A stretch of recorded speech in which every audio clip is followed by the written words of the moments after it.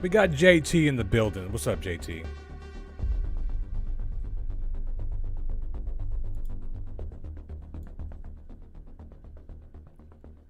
I know I was blowing y'all's ears off with that music. How come y'all didn't tell me? That shit was loud as hell.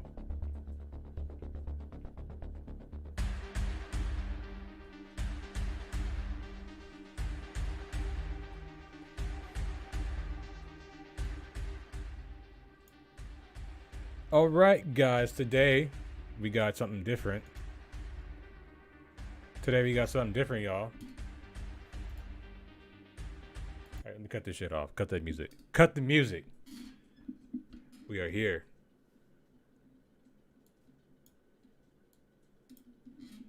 But that shit was loud for me. That shit was loud as fuck for me. Cut the music.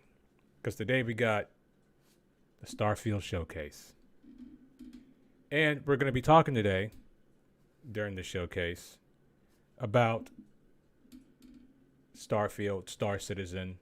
And I'm going to touch on things where I think Starfield is doing great from what we're seeing in the footage. And I'm going to talk about where they're not doing so great. And I'm going to talk about how all of this relates to Star Citizen. Because whether we want to realize it or not, guys, it does all relate. Now, it's probably just going to be me and JT. But let's go see. This is going to be the Starfield Direct. Let's get into it. Can y'all hear it?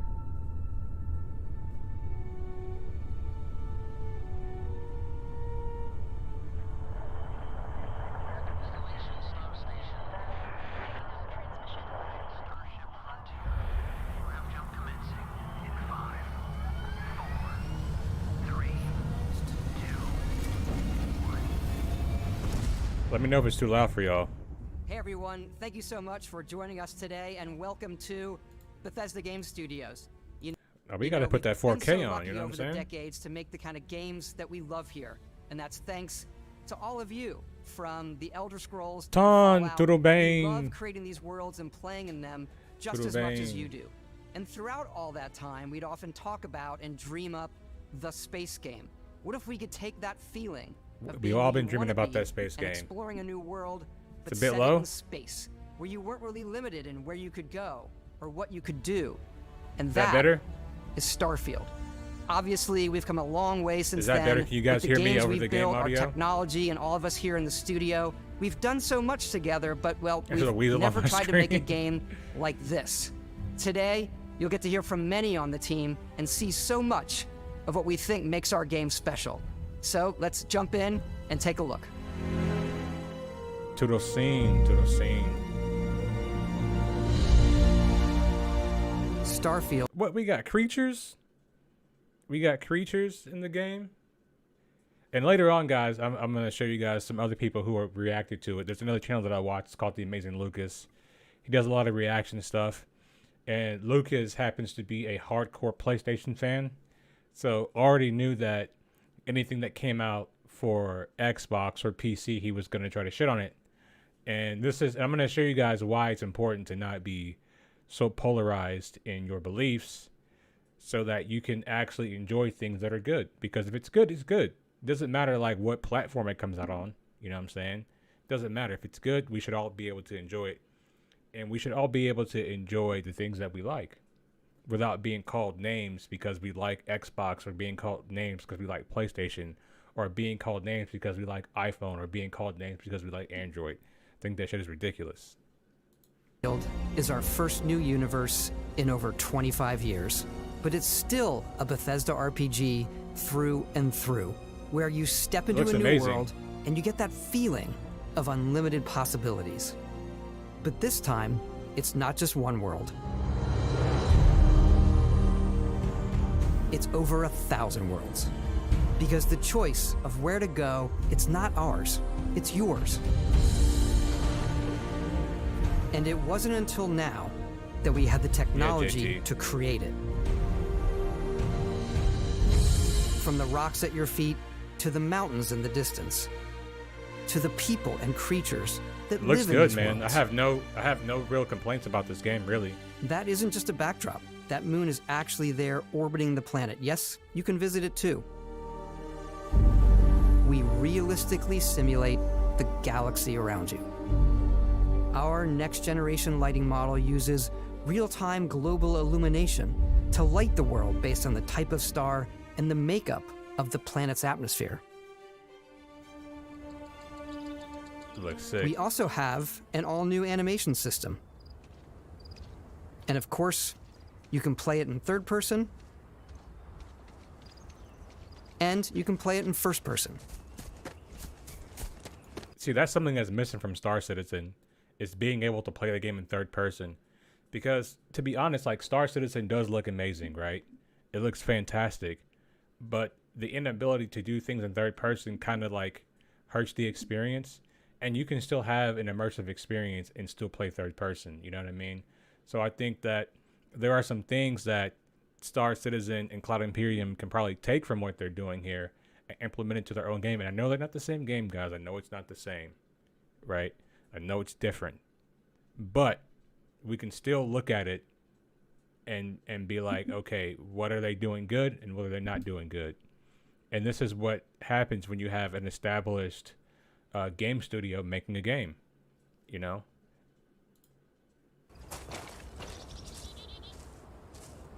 We love exploration and rewarding it, but you do explore differently. Now, I understand that some people have been, you know, kind of hard on the graphics, but we have to understand one thing, guys. This game was designed with the Xbox in mind, right?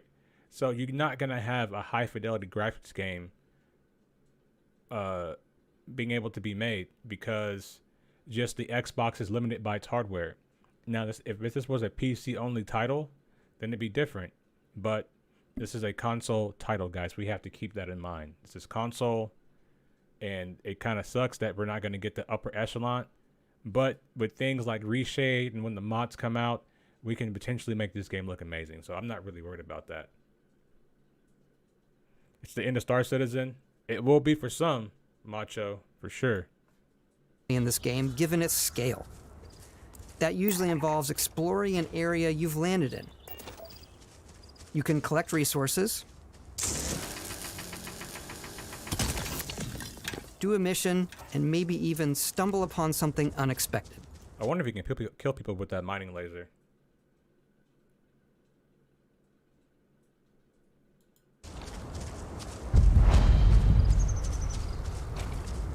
Got an abandoned mine.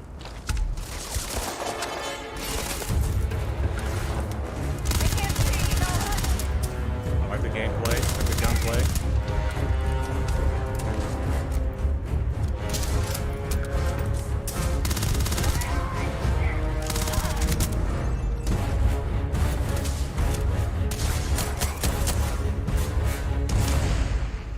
I like it.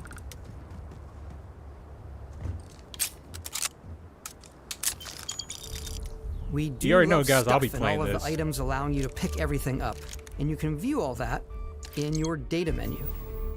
This is like the this hub HUD. for everything you're doing, from your skills to It's your simple, ship, it's your clean. missions, and your inventory. It's not We love complicated. to pack a ton of detail in every object, from all of your weapons Look at that. It to looks sick. spacesuits to food. We just obsess over the details, and food. We obsess over food. That looks good. When you're done exploring, you The game looks great, but the lighting feels like a bedroom light over your head. The lighting doesn't feel natural to me. Yeah, I can see what you're getting at, but like I said, you know, this game's designed with the Xbox in mind, so there's going to be limitations in the graphics. You know, it's not going to be like as beautiful as what Star Citizen is when you get good frame rates. It's not going to be like that, guys. You can walk back or fast travel to your ship. I like We to feel have the best companions out and of crew your you ship. can take with you. I left Vasco here back at my ship, Welcome back, Captain Howard. and he can even say your name. Let's head out.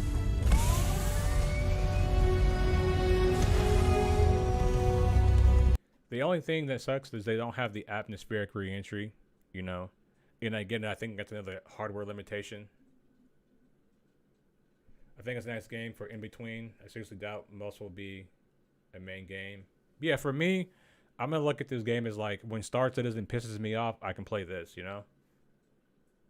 Hard to explain. They had to limit the FPS to 30 for the consoles. Yeah, I hope they give like a little bit different version for the PC, and they allow us to use our full PC hardware, and so we can play the game, you know, at 60 frames per second. You know.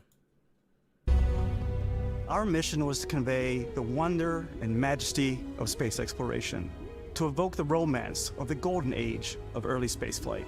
And we've been referring to this approach as NASA Punk. This means a design language where the tech.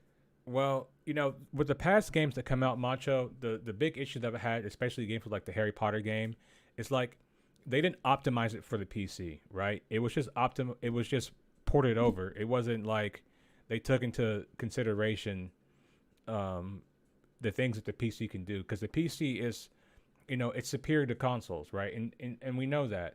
And I hope that, you know, they keep the PC optimization in mind. That way we can have a really good experience on PC.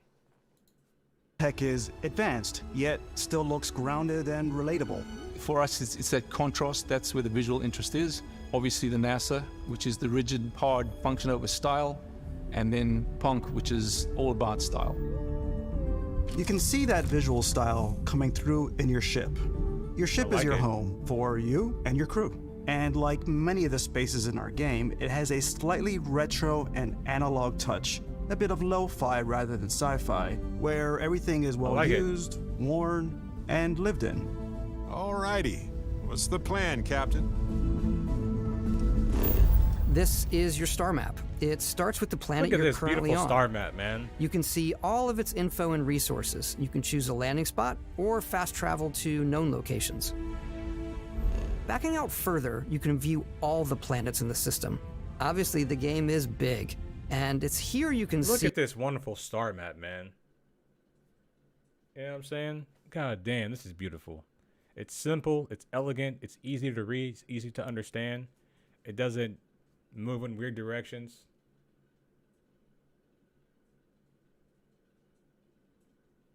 It looked to me like some parts you'd be able to carry all your guns in your character. I personally don't like it. Yeah, I like the idea of fast travel. And hopefully they have a comfort system where you just can't carry like 8 million weapons on you at once. That seems pretty cheesy to me. I do agree with that. The planets that have key locations, missions, or life on them, versus the many planets that are barren but resource heavy. Zoom out even further to see all the systems in this part of the galaxy. Here you can plot a course to ones that are light years away. This uses your ship's grav drive to fold space and jump to these systems. And you will need to upgrade your ship and skills if you... I've been spoiled not having travelers do fast traveler cutscenes. You know, we're going to see, you know, how this works out, because on some level, right, the idea of traveling like through space seems cool until you have to do it like in Star Citizen, traveling through the Stanton system is cool, but it's not cool when you 30k or when the game crashes, or when we have like one of the in-game errors that's like not your doing, and you have to go back to the place that you were going to. It's like, man, I wish I could just, you know, pick up where I left off at. And we're gonna see the differences between these two styles of gameplay, and that's one of the things that I'm looking forward to. You want to jump to the most distant ones. But for now, we'll plot a course to the Alpha Centauri system, where we can find the city of New Atlantis. I like the animation for that.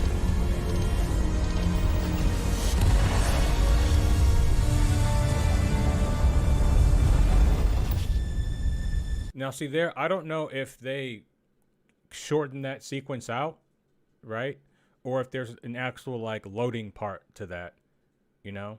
So we'll have to see, because they could have cut that and shortened that just for, you know, the video purposes.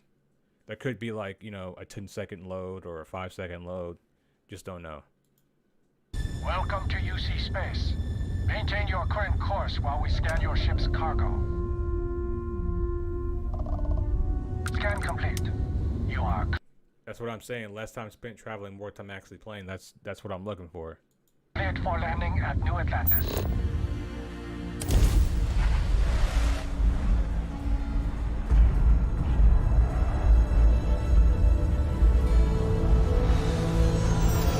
As soon as you land in a city like New I really hope like in the future they add like atmospheric re-entry, at least for the PC, because I just think that's a cool way to do it, and I think that, you know, there will be like a lot of demand for it.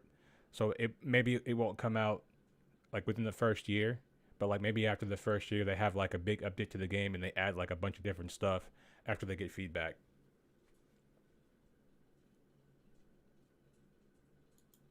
Atlantis, Yeah, it is your arcadey. eyes are There's guided nothing wrong with that, upwards though. to just these I think the boundless arcade and style has a vast place, too. buildings. It's the biggest city we've ever made. It's the biggest city, really? You got the biggest developer on here too, man. I need to stop being mean. Not just in size, but I need to also stop in being mean, amount of guys. custom art, crowds, and quests. So the main focus when we're designing a city is obviously what supports the story. We try and tell as many small stories as possible. This is a Colony War memorial. It's a few moments of gameplay that make the space feel like it's full of real characters that are going about their day-to-day lives. Yeah, she's a gravity generator for sure. It's paralyzed if you really stop and think about it. Buddy, it's coffee. It's also where your adventure with Constellation begins.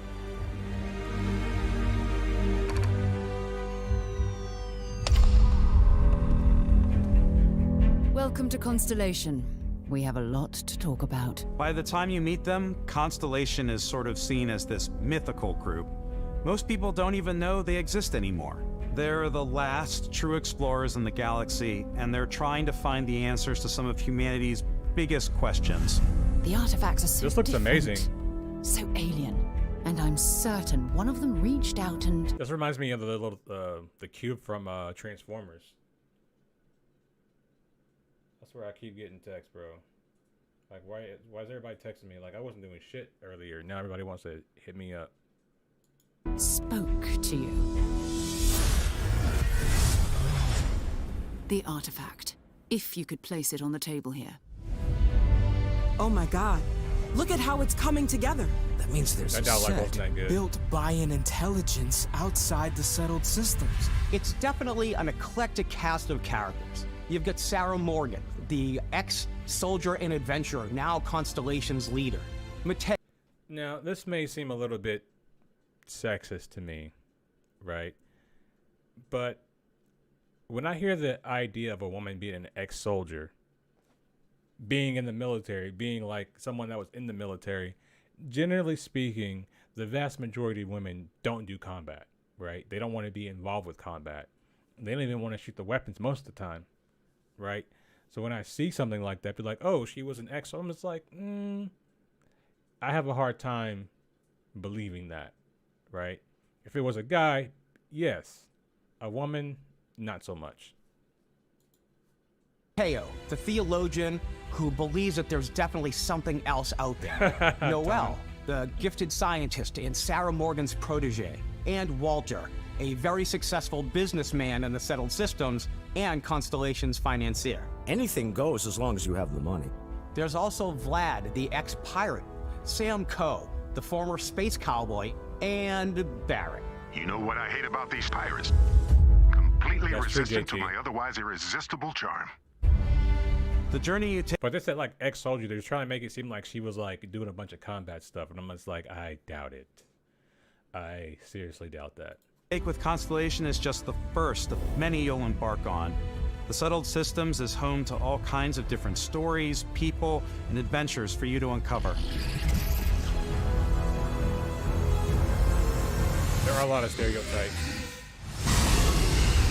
I like the monsters though. That's the thing I'm most excited about. The United Colonies is where you'll find New Atlantis, the first major human settlement in space. The people who live here value law, discipline, and the legacy of humanity. See, Mancho, I didn't play Fallout 76, so I don't have that. I don't have that kind of history. The only Bethesda game I played was Skyrim. Just like that's the only one I've played. Her name is Amanda, and she has a penis. JT, kill me, dude. I didn't play Fallout 76, so I'm not gonna say I'm overly optimistic, but I'm happy that CIG actually has some real competition in the space genre. They consider themselves the true children of Earth. You ever think of joining up with the Vanguard? Help the United Colonies, even get your UC citizenship? New Atlantis isn't the only city within the United Colonies. The city of Cydonia on Mars to this day serves as the largest mining facility for the United Colonies. I like it. I like it. I like the mining layers, man. They look legit.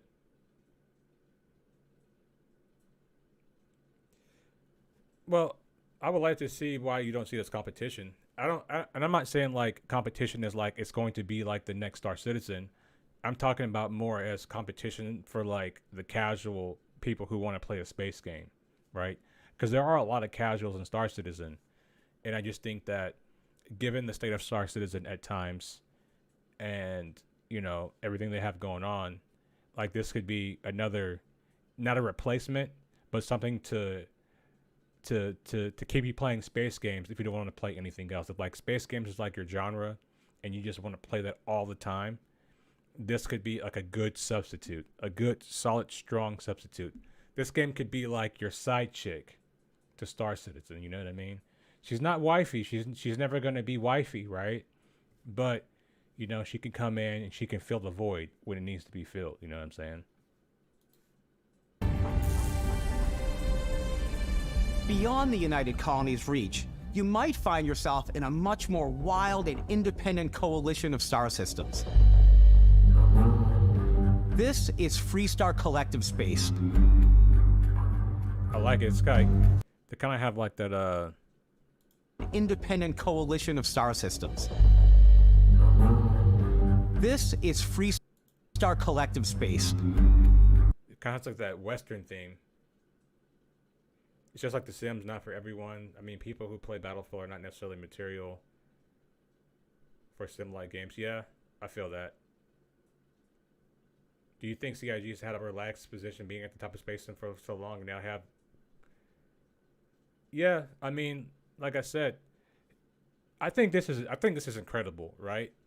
Because if CIG was not planning on an update for Squadron 42 this year at CitizenCon, I think it's going to be a killer for them, especially with this game coming out right before CitizenCon. You already know that they're going to have questions about this game at CitizenCon. Be like, with Starfield being out now, and it's let's just say Starfield comes out and it gets a mostly positive reception. I'm not gonna say let's not be like too unrealistic and say it gets an overwhelmingly positive reception. Let's just say it's mostly positive. Like they have like 80% of the people that get the game like it. I think that's a reasonable expectation, right? Let's just say it gets that.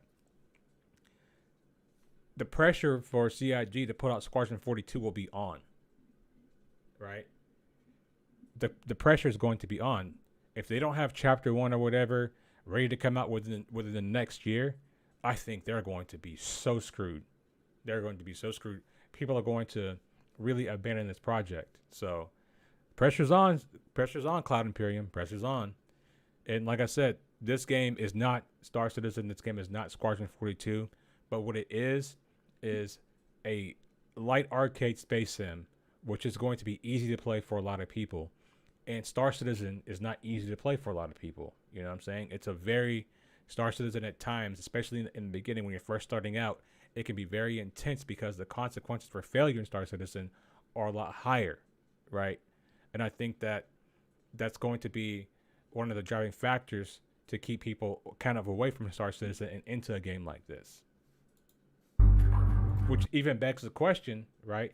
Do people even really want a hardcore space sim? If this game's successful, the market's going to say no. The capital of the Freestar Collective is Aquila City. The Stone Root Inn is an Aquila City fixture.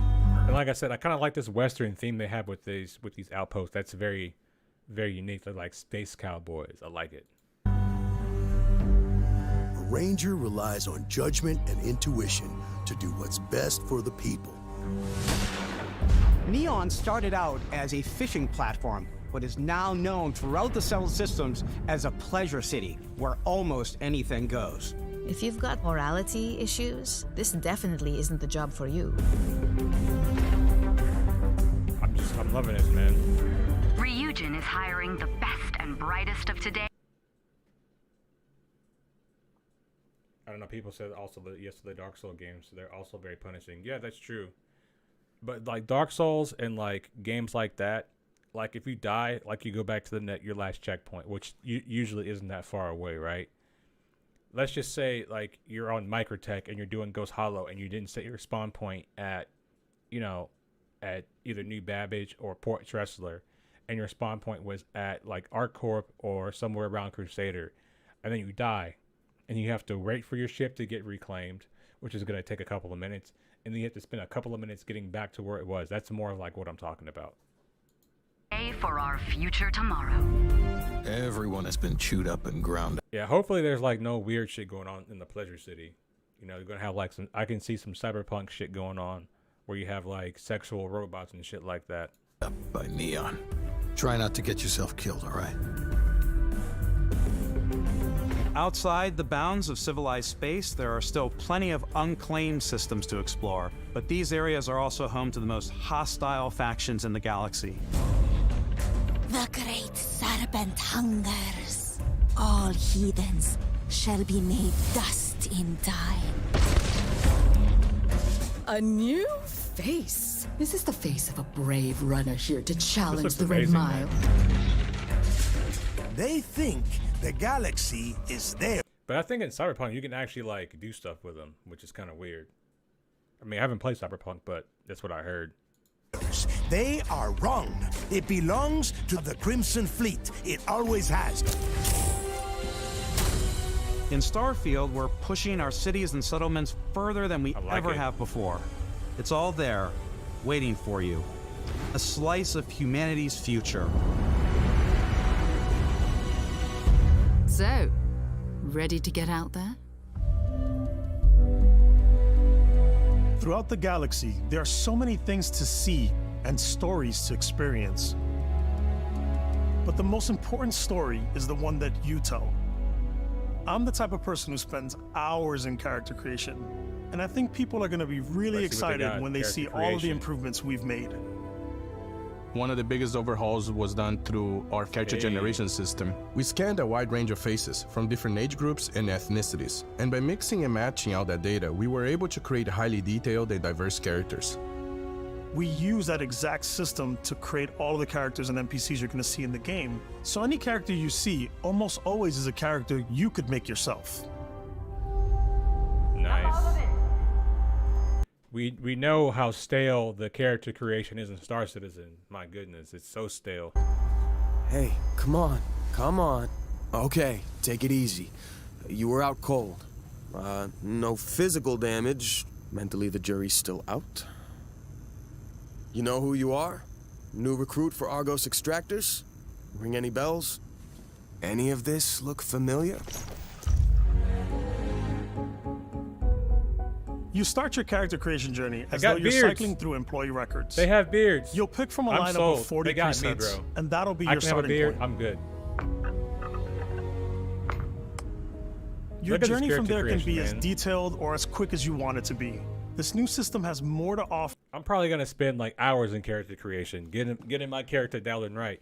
Now, if they really wanted to shit on the industry, they could have had like an implementation to where you can scan your actual face into the game and play as your actual self. Now that would have been cool. Yeah, the development art is fantastic. This is amazing. Than ever before. It's also the simplest character generation system we ever had. We let the player get as close as possible to make whatever they want. With the various facial morphs you can blend together, the dermesthetic and makeup, blemishes, scars, piercings, teeth settings, it's a lot. But I think it's the most fun to use. Character creation is more than just how you look. Yeah. This is also where you start to decide. I understand that, you know, it's not for everybody, but I want to make sure like my character is like exactly how I want it. And I like things like that are extremely detailed. Like I'm into stuff like that. So when I start streaming this game when it comes out, guys, that's one of the things like we'll be sitting there for a minute doing some character creation. So you're gonna have to bear with me. Who you want to be. That's where backgrounds come in. Backgrounds give you a bit of backstory and start you out with 3 basic skills. From chef to dusty. You know, the crew still has a betting pool about which restaurant critic you must have crossed to wind up here. What's great about backgrounds is you never know when yours is going to come in handy. You could be in the middle of a fancy restaurant talking to some guy, and suddenly you learn he needs a beast hunter to help track down a monster. Fine. I probably should stick to professionals anyway, given what happened the last time. We're also giving you the option to customize your build even further by letting you pick up to 3 traits.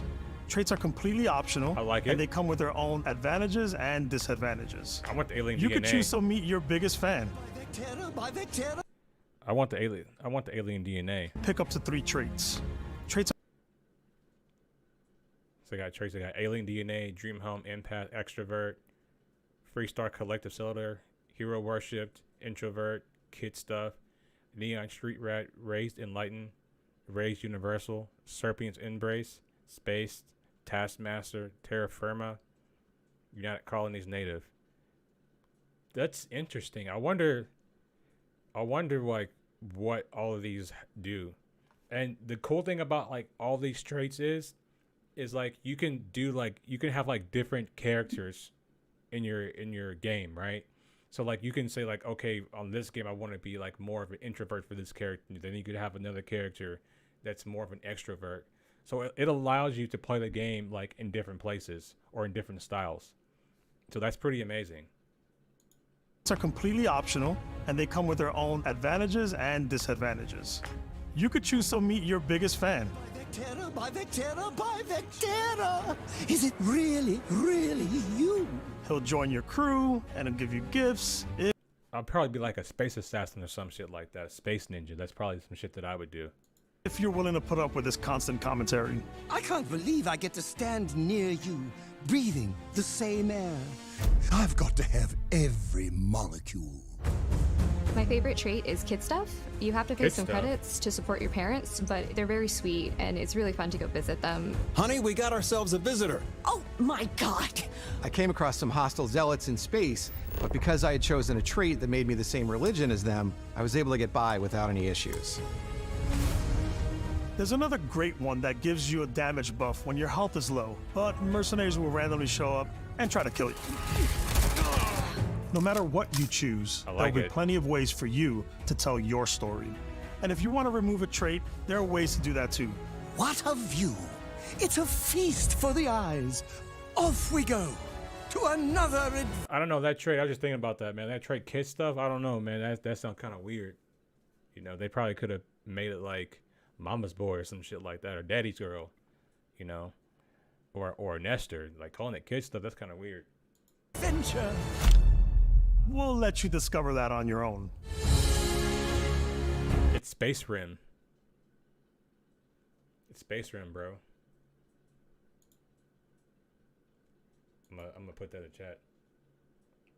Can we get the likes up, please, guys?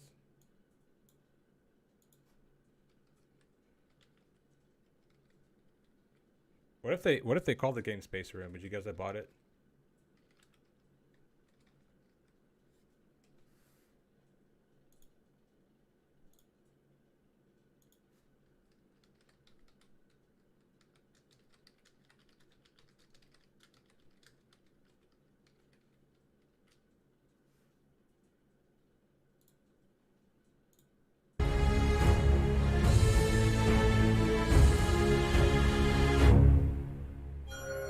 Space Rim sounds sexual, though.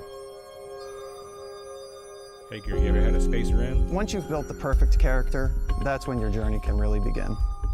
We took what we loved about skills and perks from our previous games and put them together to create an all-new skill system. Each time you level up, you get a skill point, which can be used to unlock or rank up skills. I like this. Ranks are unlocked by completing challenges. See, like this feels like it has actual progression to it, and this is one of the biggest things like Star Citizen is missing. And I understand that it's a different style of game, and Star Citizen is based on your actual skills to be able to play the game. But having stuff like this actually makes you feel like you're actually progressing through something. You're just not gaining rep or just gaining like money or whatever. You know what I mean? I like it. Associated with that skill. Astro Rim. Challenges become increasingly difficult as you work your way to higher ranks. With our 5 different skill trees and 4 ranks per skill, there's a lot.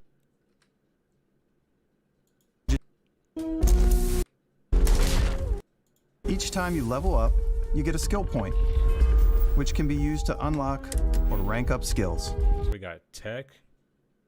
Okay. So we got physical, social, combat, science, and tech. All right. Ranks are unlocked by completing challenges associated with that skill. Challenges become increasingly difficult as you work your way to higher ranks. With our 5 different skill trees and So we got a physical. They went through them. 4 ranks per skill, there's a lot to choose from. I like the Xenosociology skill because it lets you mind control aliens. Oh, snap. Boost pack out of the gate. I'm boost packing everywhere. That's nice. I like that. I like maxing out my physical. Damn, they have a kind of a jetpack already, and Starfield. Come on, man. Tree so I can get neuro Feel strikes cheated. and just punch my way through combat. That's what I would do. That one's a lot of fun. Invest in the skills that suit your playstyle. I'm very much a stealth player. So. Whoa. Oh, I didn't mean to react like that. Oh, man. That one's a lot of fun. Invest in the skills that suit your playstyle. I'm very much a stealth player.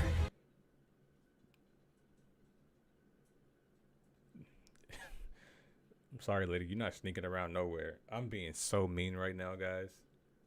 I'm being so mean. So, I'm out there pickpocketing everyone. My favorite part about being stealthy is slowly creeping through vents like you're in a movie and then jumping out and springing on people. Whenever possible, I like to talk my way through situations. Makes Is her the own area's off shadow. limits? Fine, I'll issue you an access card. I'm more of a run and gun player. I like doing the death from above thing where I boost pack over guys and I throw landmines at them. That seems like fun.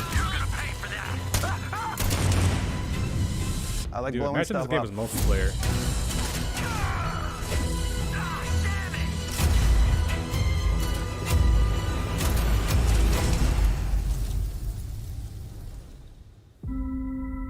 This would be a sick ass multiplayer game, man, for real. Exploration is a key aspect of all our games. In Starfield, there are full star systems with new life, resources, and adventures.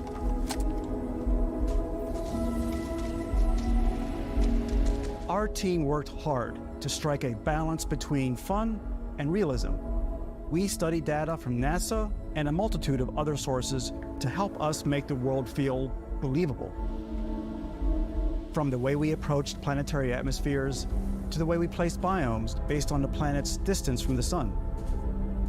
Once we had created a grounded world, we could start looking at all the things that make that world fun. When you leave a planet and head into space, you'll be navigating asteroid fields, having chance meetings with interesting strangers, dogfighting in space, and exploring derelict ships. Nice. It's all Now here's my biggest question when it comes to the space flight. Will they have support for flight sticks? Will there be more control other than just the Xbox controller or the keyboard and mouse? Will this game be optimized for us people who have... I have these space sticks, right? I have my VKBs, and I would love to use them in Starfield along with my pedal. So that's one of my biggest questions. Does it have more than just support for the keyboard and mouse in the Xbox controller? All out there. Ultimately, it's about rewarding your curiosity, because whether it's on the surface of a planet, the alleys of a city, or the vastness of space, you never know what you'll find.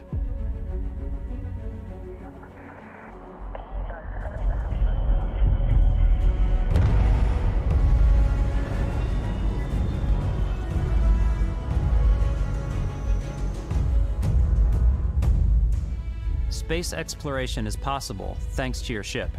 Your ship is almost like having another character or home you can make all your own. I think you'll be blown away by the amount of stuff you can do. You can buy a ship. I'm sure you can find something you like. Customize and upgrade that ship. And hire a crew to keep it up and running. Okay.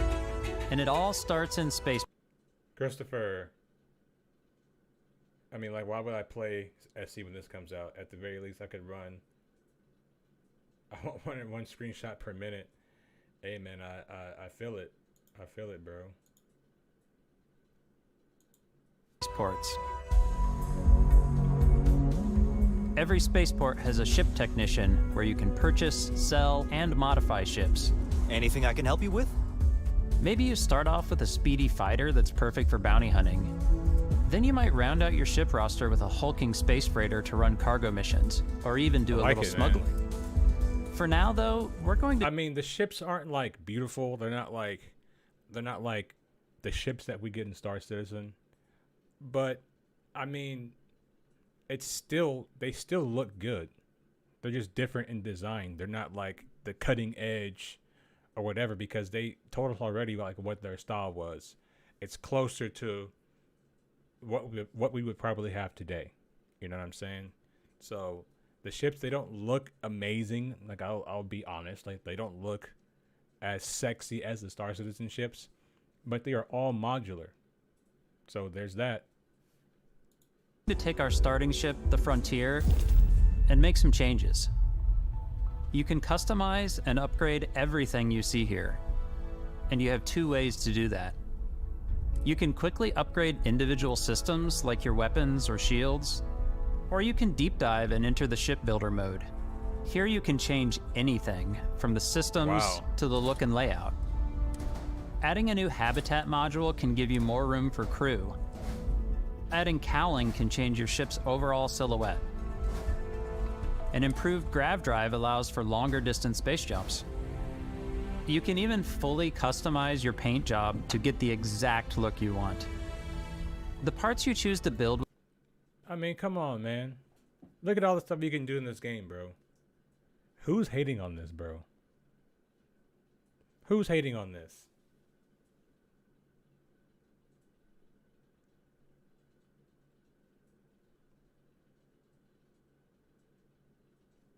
Who's hating? I'm not hating on this, bro. I like this. I'm going to pre-order this game. Chase, welcome. Welcome, Chase.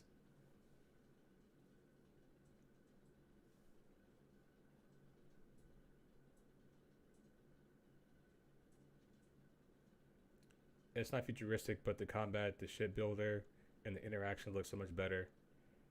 But here's what my thing is about immersion, right? If the game is playable, right? If the game is playable and it functions correctly, does that not make it immersive? You know what I'm saying? Because for me, like, if you're telling me that I can customize my ship in like any way that I want, essentially, is that not immersion? You know what I mean? Cutscenes or whatever, right?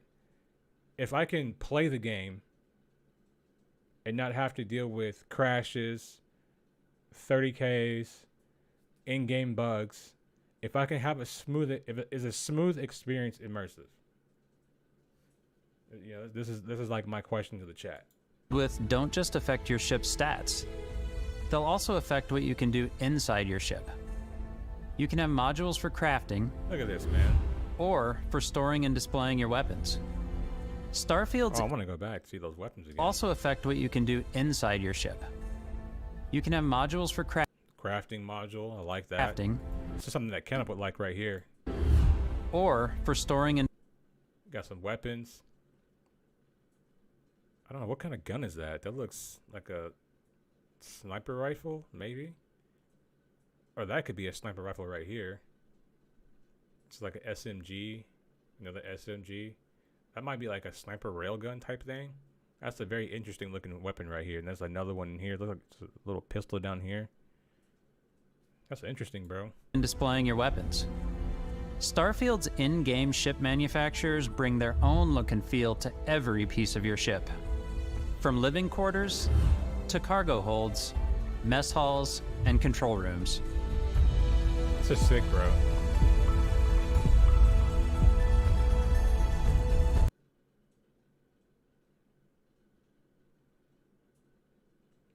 Weapons is what I like the least. Still, pistols are cool. Yeah, I mean, the weapons are kind of like funky looking. Like, we didn't really get like a really good look at the weapons. My point precisely, if it works, it works. I don't need marketing buzzwords and nonsense mechanics such as riding a stupid train for 10 minutes to get to my ship. Yeah, like a lot of people don't need that. You're exactly right. Our modified I think that stuff is like cool the first time if there's like a mix of both, right? Where, and me and Kemp have talked about this, where let's just say, you know, like you first get into the game and you have your immersive experience, right? But instead of like having to ride the train every time, there should be options to fast travel to the spaceport, fast travel here, fast travel there, you know? I think if there's like a mix and the balance of both things, then it's good. Frontier is a practical ship, but with a little creativity, your ship can look like almost anything you want. It's a bit odd, but one of my favorite ways of customizing ships is I make them look like animals. The HMS Platypus, as I called it, where it had like a giant tail to it. And we've done spiders, we've done mechs. Really? This is like a cargo ship? A mech cargo ship? That's fucking hilarious, bro. That is hilarious. So it's really whatever your imagination is. And while you can build your home among the stars the way you want to, you're probably not the only person who will call your ship home. Ready to lift off when you are, Captain. I like this, man. Engines ready. The Frontier is fueled and ready, Captain. Some of the members of Constellation can join you on your journey. These companions can serve on your crew, and they'll always be there when you travel. We'll be traveling together until we either find an artifact or this lead runs dry. Each companion comes with their own valuable skills for your ships and outposts, as well as unique quest lines. Eventually, some friendships might blossom into romance. I just can't wait to build a Avenger class to start a story and take on the galaxy. That could be fun, man. That could be a lot Know of that fun. I've ever really loved anyone except you. And if you're looking for a little extra help on your ship, you can always hire additional crew at spaceports. Got any room on your ship for someone like me? You'll also meet potential crew members out in the world. Still think there might be a spot for me on your ship? I gotta get off this rock. I'd be like, no, bro. I'd be like, nah, we ain't got space. Sorry. Leave his ass there. Assign crew to your ship or outposts, and their unique skills will affect how they run. And just like companions, most crew members can lend a hand in the field. Take Bosco, for instance. He's designed around the core basics of a NASA machine. Please avoid getting shot. You might die. I still wanted to give it almost a humanoid personality, so I elongated the limbs. This tends to make him feel more human-like and give him a little personality. It is a shame exploration requires so Rykops, much welcome, man. Haven't seen you in a bloodshed. while. Space boning is Using a new the loop. shipbuilding tools and crew selection features in Starfield, you'll be able to build and captain the ship of your I feel like it's an Elite Dangerous killer. It's what I wanted with that game. It could dreams. Be. Never played Elite though, so. And now, let's take to the sky.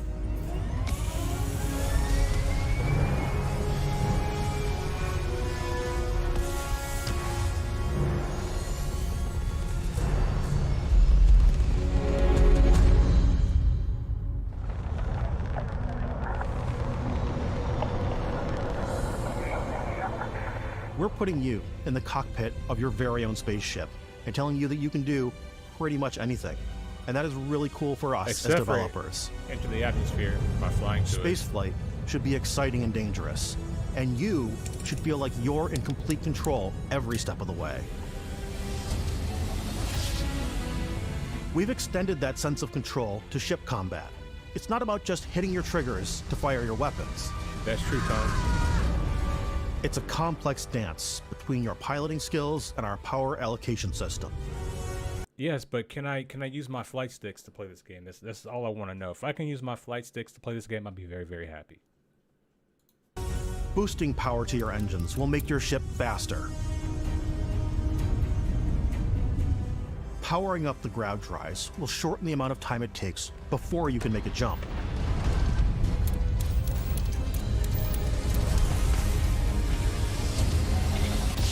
And moving your power to your weapons and shields means you're ready for a fight. I like the little management system they have here.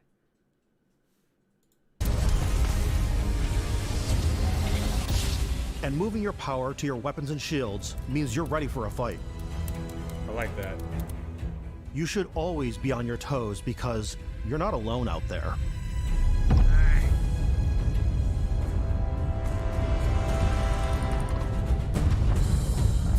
Why is he not tricording? Where's the circle strafe at?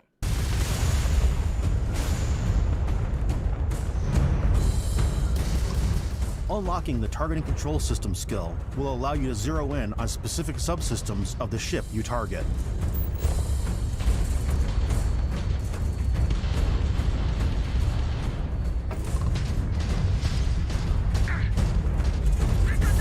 The flight mode does seem very arcadey. It does seem very, very arcadey. After destroying an enemy ship, you can loot the remains from your cockpit. You can always turn any ship that engages you into scrap. But you can also take a more personal approach by docking with the enemy vessel and boarding their ship. You can dock with the ship that you just destroyed?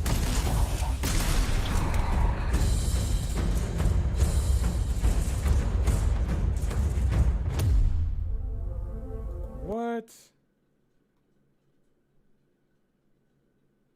I don't think it's featured by Star Citizen Killer because it doesn't have because it's single player, but it covers an interesting areas such as characters and plots that will definitely appeal to some folks. Right, Cop, that's exactly right. I personally don't like third-person combat with ships. I understand that. And yeah, it is a little arcadey. Once you've taken control of an enemy ship, it's yours.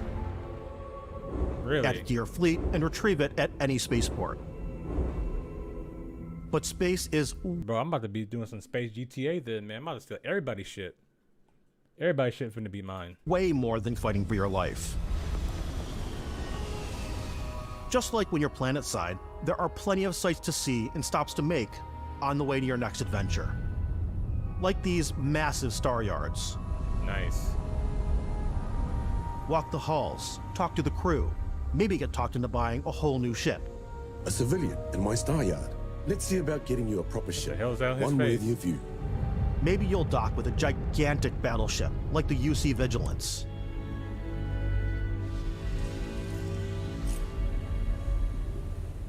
Or rub elbows with the galaxy's wealthy elite on a cruise ship fit for the stars. I'm gonna still meet a cruise ship. I'm gonna go out there to that cruise ship and murder everybody. I'm gonna be a murder hobo in this game, bro. There are plenty of personal encounters to be had as well. You can hail any ship you come across to trade, swap info, or maybe even commit an act of piracy. Let's do this. When I'm playing, I generally go crazy. I definitely go like the more piracy routes. I want to take over ships. I'm gonna board ships. I'm like, this is now mine. I steal all the sandwiches and put them, in my cargo hold that I have specifically for sandwiches. I don't want to play the hero, but I want to go out and just start taking things from people as quickly as possible. Some strangers might be looking for a little human connection in the darkness of space. Hello, stranger. I just finished cooking up some food. If you want to come on over, just pop on by. Some of the best moments are the ones you discover on your own. Oh yeah, it'll definitely be full of life. Sandwich Steve seems fun, yeah. I just think like this game's going to, I don't think it's necessarily going to replace Star Citizen, but it's going to fill a specific need that Star Citizen does not fill, in that a universe that's full of life. Because the universe, the PU is just dead, bro. You know what I'm saying? Like the NPCs are half of the time are standing on tables, they're floating in the air. You know what I mean? They're walking into walls, they're shooting you through walls. The thing I love most about Starfield is that it is a Bethesda game through and through. It's really about going to strange new places, meeting interesting people, and getting sidetracked on zany adventures. Then realizing 2 hours later that you're involved in a completely new story. You're human. We thought we were the only ones to leave Earth. That DNA is so present here. It's in our random encounters, it's in our handcrafted quests. Yeah, I don't think it's a direct competitor, but it is a competitor in the sense that it's a space game. And casual people who don't know really much about the genre will compare them because single player experience and it's a space game. They're only going to really look at these two things. And I think that Squadron 42 is going to be a linear based story game. I don't know how good it's going to be. You know, I really think, in my personal opinion, I think Squadron 42 is going to be a flop. It's going to be a huge flop, in my opinion. And it feels so cool to play it and just make your own path in this universe. There are over 1,000 planets out there, just waiting for you to visit. We want you to feel like explorers, breaking ground on new planets, exploring every inch of a mostly untouched galaxy. We want you to feel hopeful. We want you to feel this sense of awe and wonder, and sometimes a little fear. We're giving you a massive playground and a ton of toys, and just setting you free. That's how it should be. I like how he gets into the seat. We're giving you a massive playground and hopeful. We want you to feel this sense of awe and wonder, and sometimes that looks fun. This dogfighting stuff looks fun. A little fear. We're giving you a massive playground and a ton of toys, and just setting you free. I like how he pulled the monitors and stuff towards him.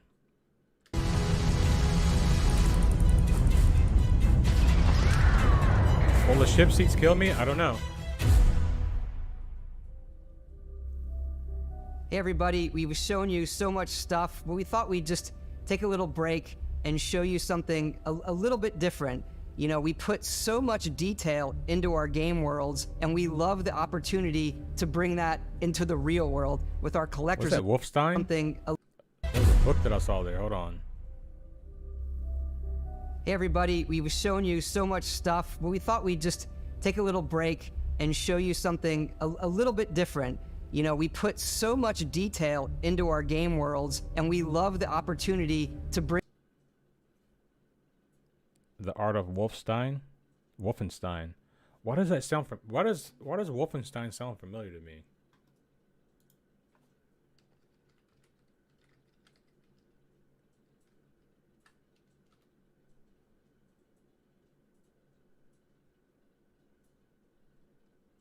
That's like a really old game, right? I don't know. That game just bring that into the real world with our collector's editions. And for this game, we've done a watch. It is the Constellation Explorer's Watch. This is the watch that you actually get in the game that acts as part of your HUD, where it's the compass and then environmental information. It connects to your phone to give you notifications and other information. And we've also designed this really cool case that it comes with, Istvan. Yeah, we really took as much care and designed this case as we did to watch. Our attention to detail in the game totally translates to this. Inspired by the cases that the astronauts used during the Apollo era to bring back samples from the moon, It's got an intricate locking mechanism, authentic, heavy, comes with a Constellation patch, NATO strap, and the overall functionality and believability of this as something that would exist in the world, in the Starfield universe. Give me one, two, pork chop. Take this. You'll find it very useful out there, and it even tells the time. We actually have something else. Now that we're part of Xbox, we get to work with the amazing people on the Xbox hardware team, and together we have created this custom limited edition Starfield controller. It's awesome. It is now, you know, our favorite controller. We love it. Well, better a $1,000 collector's watch than a 5K ship that doesn't even work. Just saying. I mean, you're not wrong, Christopher. You're not wrong. This because it's inspired by the actual controls of your spaceship. And not only that, we've created the first ever custom headset with Xbox. And this is a perfect pairing with that controller. Control, this is Constellation Starship Frontier. All ready to start on your signal. Steady till ready. Yeah, I'm looking at the buttons here, and it seems like it's very arcadey. Got your throttle inputs, your power distribution. This seems like this is going to control your ship. You got your targeting, your lock, you got your exit, and you got your mode. And you got, no, this is I don't know what that one's gonna be. Your scan, you got your mode. I wonder what the triggers are going to do. I would much rather have my throttle controls on the triggers instead of on the thumbstick. Coordinates input. Plotting jump course. Guidance has converged. Getting auxiliary reactor power. System checks are green across the board. Prepare for departure. Grav jump commencing in 5, 4, 3, 2, 1.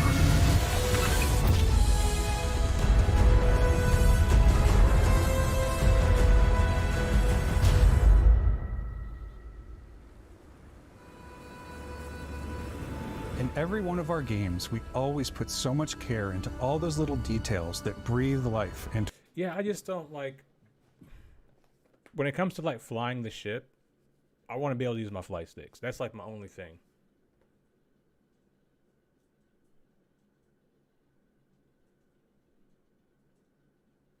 That's very true. It's very true. To our worlds. But Starfield isn't just a Bethesda Game Studios world, it's a Bethesda Game Studios galaxy. So why go this big with Starfield? Because we want to give you freedom on a galactic level. The freedom to experience both the exciting planets and the quiet ones. Scanning a planet before you land is a great way to get a sneak peek at the available resources you can use for crafting, building, and customizing. I think what's cool about this whole system that we generate the planet itself as a procedural content, but the handcrafted content itself comes as the player explore. Our system builds the planet as the player approaches it. We stitch together a block of terrain. After that, we have the system that adds interesting locations for the player to explore, creatures to encounter, ore and plants to pick up. It allows us to add that touch of environmental storytelling that Bethesda is known for. Also, I want head tracking too, when I'm flying my ship. Aggressive creatures have been disrupting our experiments. Their habitat isn't far from here. If you could take care of them for us, we would be in your debt. So even if your friends were to visit the same planet that you had, you would have a different story to tell.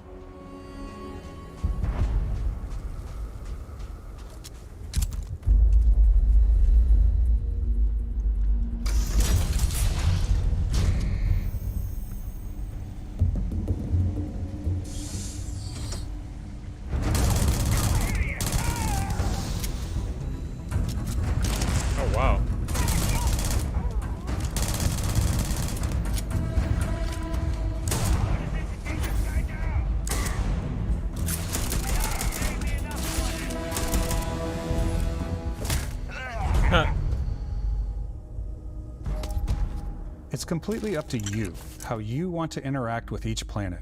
Whether you want to explore Yeah, dude. and see what you can Pork chop. find, If this game was multiplayer, bro, this would be so sick. harvest resources and be on your way, or simply take in the views. With the help of your scanner, you'll chart the uncharted and discover exotic wildlife.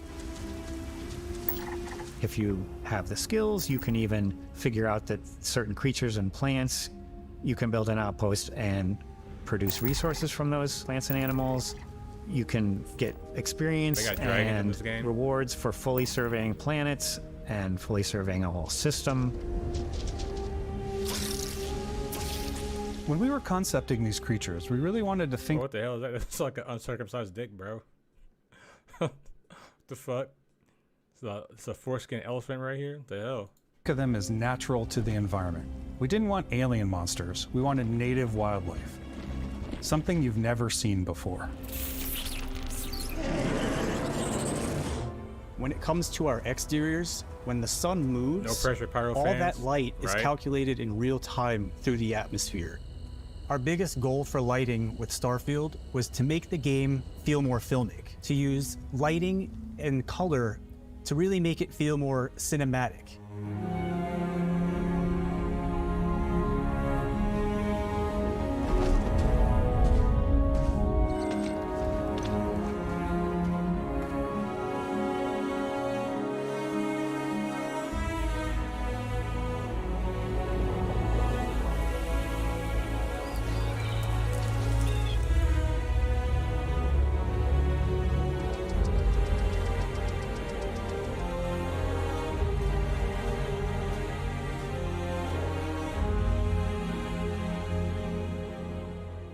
After some exploring, you can find a spot to set up a base camp. Outposts can be built almost anywhere on any planet. And the habitat modules come in all shapes and sizes, filling all different purposes. You can even live in them. Assign crew and companions to work at your outposts for added bonuses and set up extractors to harvest resources while you're away. Something cool we have this time is we have a new fly cam, where you can toggle between on-foot building, or you can now use a top-down isometric camera, which helps plan out larger parts of the outpost and placing those larger halves. So that way you can really plan your structures and what the overall feel of your outpost is. And then when you're on your feet, you can really decorate and fine-tune things much easier. Build me a space castle.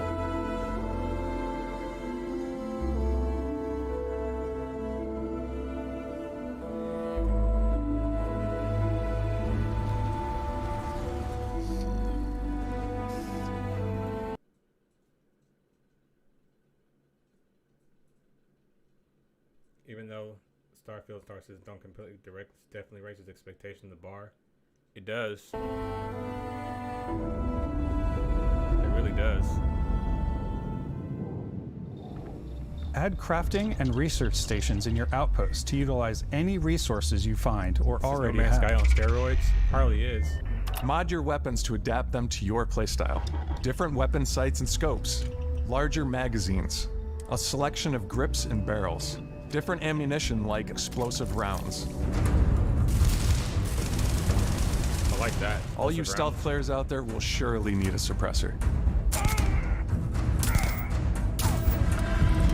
So how suppressors You can work? also choose to go hands-on with melee weapons. No I think it's lightsabers always though? a delicate balance between like what's realistic, what's sim, and what's Hollywood. And I think we sort of err on the side of like what's fun for the player.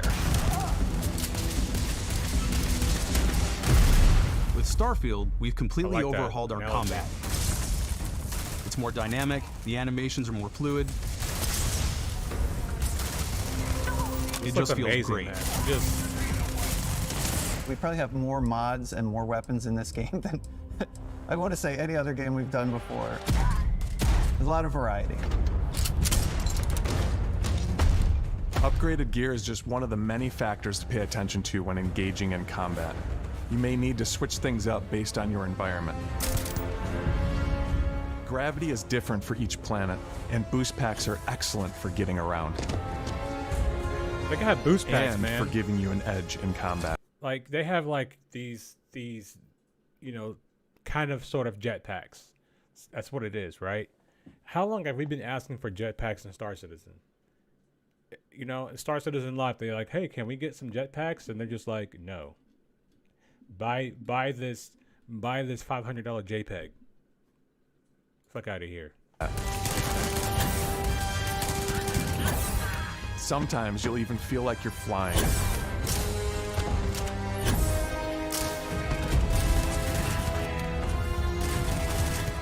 Zero-gravity environments pose a different challenge. Firing a ballistic weapon in zero-G will actually push you backwards. Nice. Energy weapons, on the other hand, offer a more stable shooting experience. We also have mag weapons. I like that detail. These are high-powered electromagnetic induction ballistic arrays. Each barrel has its own targeting laser and can dish out some serious damage. I like that. That's sick. Hold on. That's sick. Arrays and offer a more environments pose a different challenge. Firing a ballistic weapon in zero. If we don't get stuff like animals, bases, crafting, NPCs in the PU within the year or so, the PU is going to look pretty bare in comparison. It is. G will actually push you backwards. Energy weapons, on the other hand, offer a more stable shooting experience. We also have mag weapons. I like these are high-powered electromagnetic induction ballistic arrays. Each barrel has its own targeting laser and can dish out some serious damage. That's fucking sick.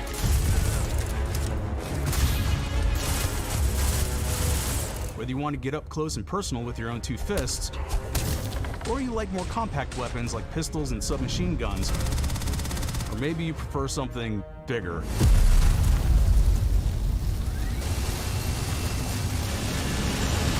Starfield's got you covered.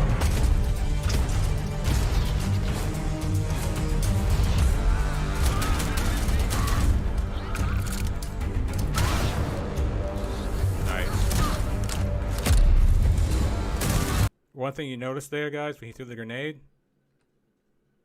Gotta go back up a little bit. Starfield's got you covered.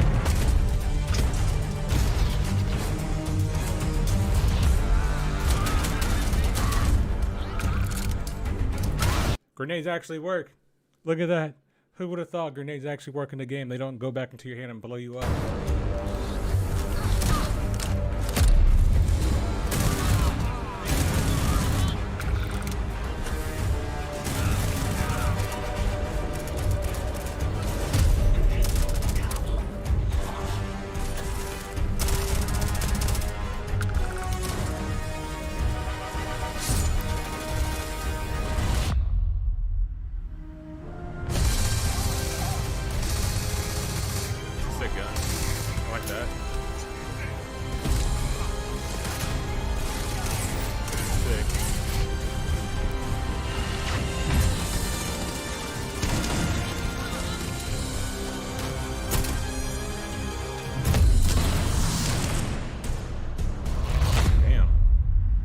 Flying.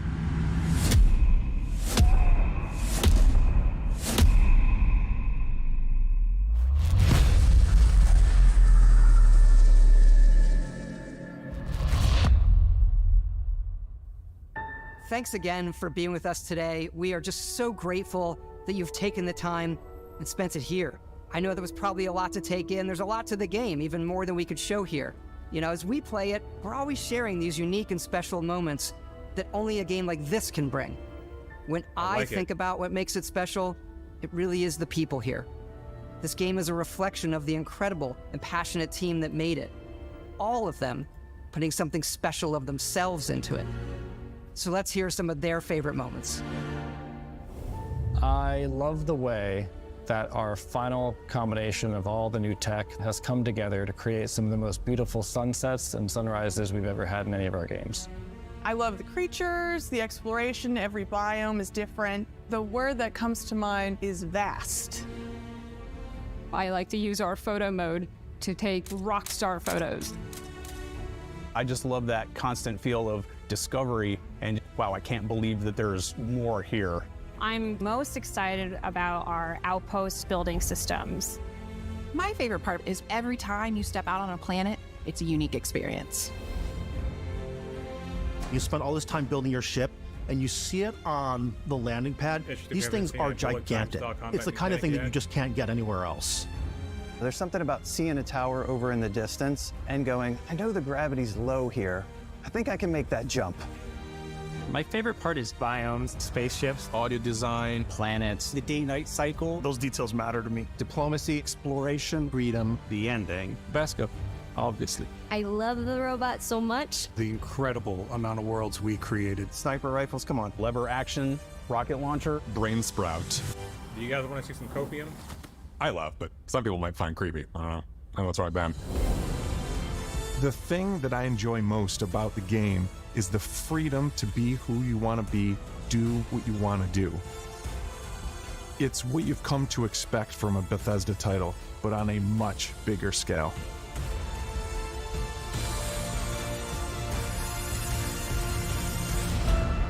On behalf of all of us, we can't wait for you to play Starfield and make your own special moments. Make it go. Good luck, Constellation. You are go for launch. All right, so this next one we're going to react to the same video. We're going to watch it again. Probably not the whole thing because I don't think we need the whole thing. Okay, I don't think that we need the entire thing. But we can react to some copium. Now, we're going to be reacting to a channel called The Amazing Lucas. And like I said earlier, if you guys were here in the beginning of the video, it's a he's a channel, does a lot of reactions. He's a hardcore PlayStation guy, doesn't like anything Xbox, and he really doesn't understand the space genre, right? So I'm going to go ahead and put this in here, and we're going to have to forward the video to where the Starfield stuff is.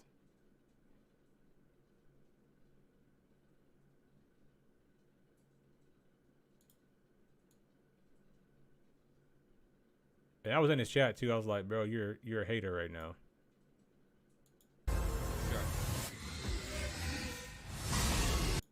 Yeah, we saw that already. Known throughout the people are low. And then I don't see any people. Oh, we've done. We're over the cloud. All gamers are welcome here at Xbox. Of Xbox, and I know they don't have the audio. We have some news there as well. Storage for what? Y'all got no games. Where are they storing movies? Crud, they show. This is some hella disrespect. Gonna show us for the biggest a new freaking console. Talking about pre-order today. Enjoy Starfield Direct. This is some hella disrespect. This is wild disrespect. This is crazy disrespect. You guys are going to enjoy this. I'd rather Phil Spencer call me the N-word. Call me the N-word, fam. This is too much disrespect. This is too much disrespect, bro. Call me a monkey. Call me whatever you want, bro. This is too much. This is too much. Come on, Lucas. It ain't that deep, bro. God! If somebody, Lucas, if somebody like an Xbox, just let them enjoy their Xbox, bro. I don't understand what the big deal is. Man, show damn nothing. They had a game that didn't even have a release date. Coming soon. What? It said in due time. What the hell is due time? Oh, this is great. Bro, this guy hasn't even seen Star Citizen yet. You know, so just wait until he sees Star Citizen. This is crazy. What's going on, Binge? I'm about to watch some copium. Bro, no wonder PlayStation treating us like slaves, bruh. PlayStation's like, hey everyone, where y'all gonna go? Thank you so much for joining us today, and welcome to Bethesda Game Studios. You know, we've been so lucky over the decades to make the kind of games that we love here. We got bootleg Michael Bay, bro. To all of you, from the Elder Scrolls to Fallout, we love creating these worlds and playing in them just as much as you do. Bro, it's the and wildest throughout shit all ever. that time, we'd often talk about and dream up the space game. What if we could take that feeling of being who you want to be and exploring a new world, but set it in space? I know people that have both where you consoles. weren't really limited in where you could go or what you could do. And that is Starfield. Obviously, we've come a long way since then with the games we've built, our technology, and all of us here in the studio. We've done so much together, but, well, we've never tried to make a game like this. Today, you'll get to hear from many on the team and see so much of what we think makes our game special. Yeah, it would really make him rich. Let's jump in and take a look. Let's see. If you want that bag, please let Starfield be it, bro. Because Starfield is our first new universe in over 25 years, but it's still a Bethesda RPG through and through, where you step into a new world and you get that feeling of unlimited possibilities. But this time, it's not just one world. It's over 1,000 worlds. Because not the over any choice 1,000 of where worlds. to go, it's not ours. Copium. It's yours. The Copium. And it wasn't until now that we had the technology to create it. Okay. From the rocks at your feet to the mountains in the distance, to the people and creatures that live in these worlds. I don't see any people. That isn't just a backdrop. That moon is actually there orbiting the planet. Yes, you can visit it too. Go ahead. We realistically simulate the galaxy around you. Our next generation lighting model uses... Remind you, like when he's watching this video, he's not watching it in the highest settings. You can look at it and tell that he's watching it like in 720p or whatever. Real-time global illumination. I watched it in full to 4K light with the world y'all. based on the type of star and the makeup of the planet's atmosphere. So he wants to like it. He wants to like it, but he's an We Xbox also hater, so he have can't. an all-new animation system. Okay. All right. And of course, you can play it in third person, and you can play it in first person. Is that the all-new animation system? We love exploration and rewarding it, but you do explore differently in this game given its scale. Okay. That usually involves exploring an area you've landed in. You can collect resources, do a mission, and maybe even stumble upon something unexpected. Okay.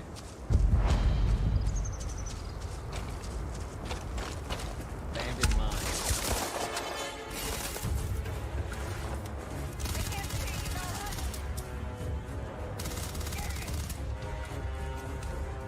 So he wants to like it, but he can't. He wants to like it, he just can't.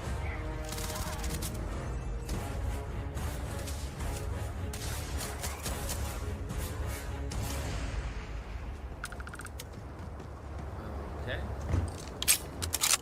Apparently they all wear the same suits, which is We fine. do love stuff and all of the items allowing you to pick everything up, and you can view all that in your data menu.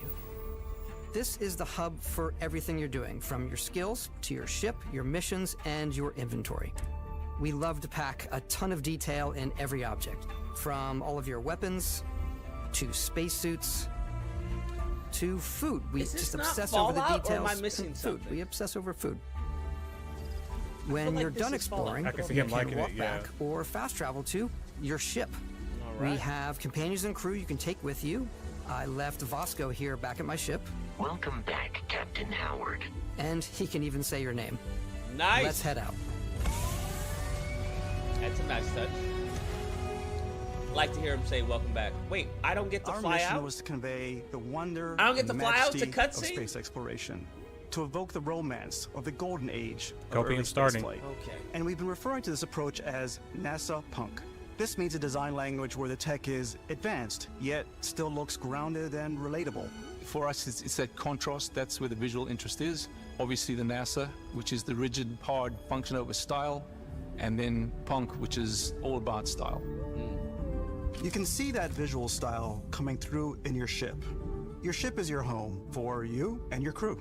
And Wait, I thought we got to land the Oh, I thought we get to do it. Welcome to UC Space. So Maintain your current it's a course loading while we screen. scan your ship's cargo. Okay. Bro, it's a loading screen. Play Star Citizen, bro. You are clear to I know you're a landing at PlayStation New boy. Atlantis. You might not have the PC to do it, but play Star Citizen. Wait, I thought we got to land the ship. So you don't get to land the ship. So it automates As you soon as going you to a land different in a planet city like and New land. Atlantis, Okay. your eyes are guided upwards to just these He doesn't understand the boundless, genre, bro. vast buildings. He doesn't get it. It's the biggest city we've ever made, not just in size, but also in the amount of custom art. They were wrong for letting her talk about size, though. I do think they were wrong for that. The biggest lady on the development team talking about size. Crowds, Crazy. and quests. So the main focus when we're designing a city is obviously what supports the story. We try and tell as many small stories as possible. This is What's a the overarching Colony War story? memorial. It's a few moments of gameplay that make the space feel like it's full of real characters that are going about their day-to-day lives. It's paralyzing if you really stop and think about it. Buddy, it's coffee.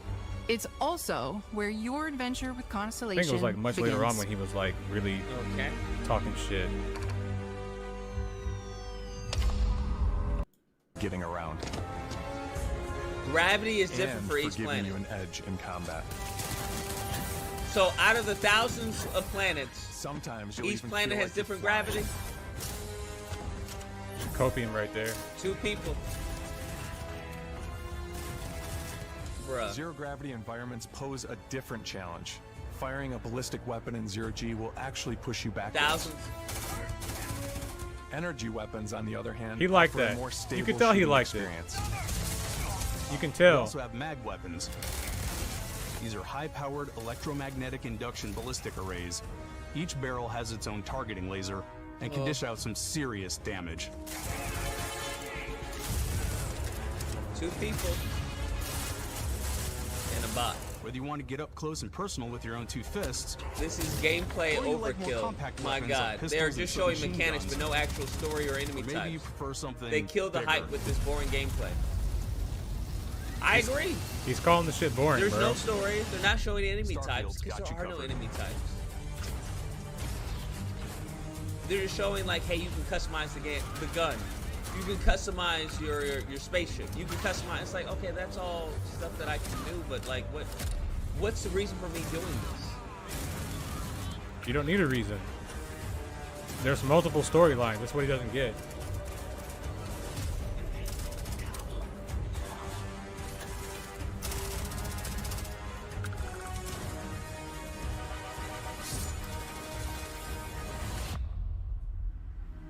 They're showing quite a lot, but all of it is boring. Like, I think, yeah, that's cool. I can customize my gun. That's awesome. I can customize my base. Like, how about you give us, like, what's the deal with the 1,000 planets? Like, that's what I want to know. Are there new missions on each planet? Like, that's the stuff I want to know. This is all sizzle. There's no steak here, bruh. This is all sizzle. I hope people understand. There is stake here, bro. If you understand the genre, right? If you understand the genre and what they are creating here, I sound like I'm explaining Star Citizen to somebody, but he doesn't get it. You know what I'm saying? This is a space exploration game, which means you have to go out to explore things to get the story. You know what I'm saying? It's just not like you go into the game and it gives you a list of objectives to do. You have to choose what you want to do. Okay? I know some people are used to playing games where they tell you what to do all the time. You're not used to any freedom in your games. But this game offers you a little bit of freedom, and it allows you to decide like how you actually want to play the game. This is what it is, right? And because you are an Xbox hater, you can't sit back and be like, hey, this game looks pretty fucking cool, right? Because you have to hate everything that Xbox puts out. You have to be in the polar opposite of anything that Xbox puts out. Even if it's good, you have to sit and hate on it, right? But listen, you don't have to be polarized. If somebody likes Xbox, I'm going to let them like their Xbox. If somebody likes PlayStation, I'm going to let them like their PlayStation. It's okay. You know what I mean? If Xbox puts out something good, I'm probably going to play it. If Sony puts out something good, I'm probably going to play it. It's not that big a deal. We don't have to be polarized and be on team this or team that. We can just enjoy everything, right? Because when you become like this, right, you can't enjoy things that are good that come from the opposite side. You know what I mean? And also, I'm just going to tell you this. PC shits on Xbox and PlayStation. It's just a superior gaming system because it can do everything, right? A lot of the games that you play on Xbox and PlayStation are limited to 30 frames per second. PC, we don't have those kind of restrictions. All right, so if you really want to get down to the nitty gritty, PC is the master race, and you guys are our children. Okay, so let's get it understood. If you want to take it that route, let's take it that route. You're like Star Citizen will melt your console. Okay, most PC games will melt your console. This is all sizzle. Look, you can customize your gun. Look, this is a mag, an extended mag. Now we have extraterrestrial powers now? Thanks again for being with us today. We are just They're not so showing grateful anything. that you've taken the time and spent it here. I know there was probably a lot to take in. I'm There's a lot to the telling you, game, this is even about to be more the than we could biggest show here. disappointment of You know, as we play 2023. it, we're always sharing won't these be, unique man. and special They moments. showed you, that hey, you only a can game like customize this your can bring. spaceship. But it When didn't show I you think any of the about what planets makes that it you can go special, to, right? it really is any the of the people here. special encounters that you can This have on game this is a planet. reflection of the incredible and passionate team that made it. Like they said, there's Right. I'm talking about I may have to steal a NASA computer to play Star Citizen. You know what I'm saying? I may have to go get me steal the next gen technology early. thousands of planets. putting Okay, something special then of show us themselves 3 into it. planets. So let's hear some of Show their us favorite 3 moments. planets and show how they differentiate from one another. I love the way They didn't show that, bro. our final combination of all If you were paying attention, you would have saw how the planets differentiate from each other, but you weren't paying attention. You were just trying to find things to nitpick, to hate on, because you're a hater. That's what haters do. You guys the are tech getting has got. come together to create some of the most You're beautiful getting got. sunsets and sunrises we've ever had in any of our games. You're about to I have a love whole the bunch of creatures, planets the nobody's exploration, on. every biome is different. The word I know, that right, comes to Cops? mind is vast. I like to This- use our photo This mode to personifies take rockstar Xbox photos. in a heartbeat, bro. I just love that Perfectly. constant feel of discovery. Quantity, and, wow, I can't no believe quality. that there's more here. I'm most excited Quantity, about our no outpost quality. building. He doesn't even know about the development history of this game and how it's been delayed. This game was supposed to come out last year, and they didn't put it out because it wasn't ready yet.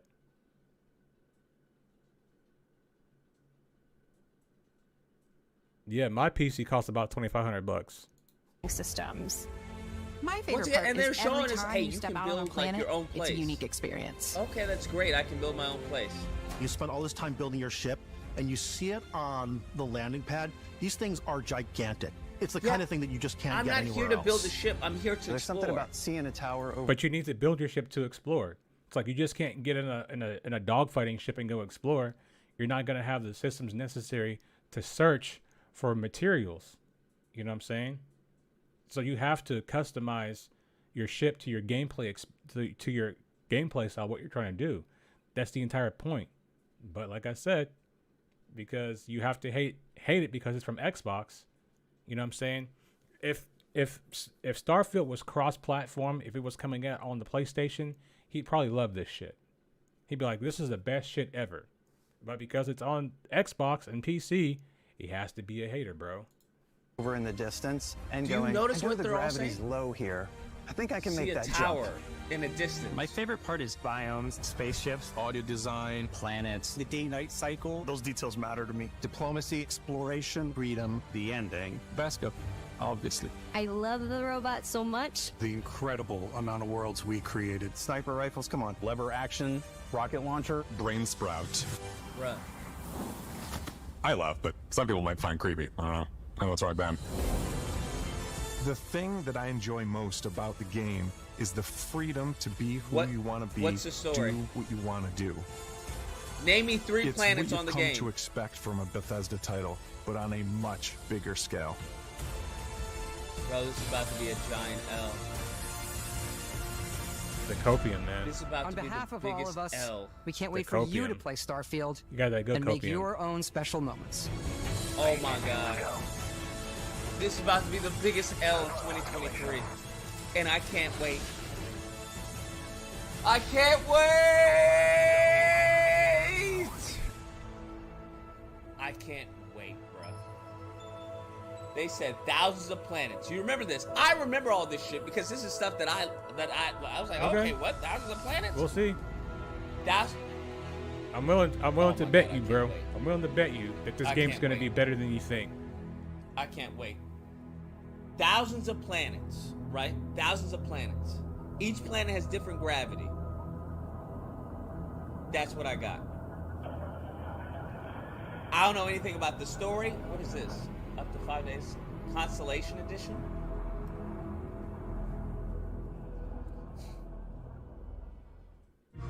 Constellation Edition? I want that watch, bro. He wants the watch. Bruh. He wanted the watch. Shit was crazy, man. I saw the Capcom showcase going on. Let's check that out. Different. So they took it even further. Oh, also, by the way, you can jump now. Yes. Across platforms, which is great. That and rules. you can mantle too, so it's good. So there's more exploration, which is great because you can explore so many different areas and nothing is going to be the same. Even your tutorial is different from like your friends. Yeah. So it's going to be really cool, which is why I think the co-op aspect. Speaking of PC, I'm starting to buy pieces here and there. Hopefully I'll be ready about 6-7 weeks as long as I don't fuck anything up. Yeah, take your time with it, man. No rush. There's no rush. Is actually more interesting this time, so you can actually share an experience. Oh, that's awesome. Yeah. Because I know you play like a ton of Apex, so verticality in your shooters Oh my God, is yeah. very important. So it ends up going upwards. Like, is the Can't. So there is this like, hasn't even hidden started yet? quest that you can do with the bird and something about collecting their eggs, but you have to go vertically to reach the bird. okay? I didn't get to see it because again, we only got like 2 hours, but Is the bird a friend?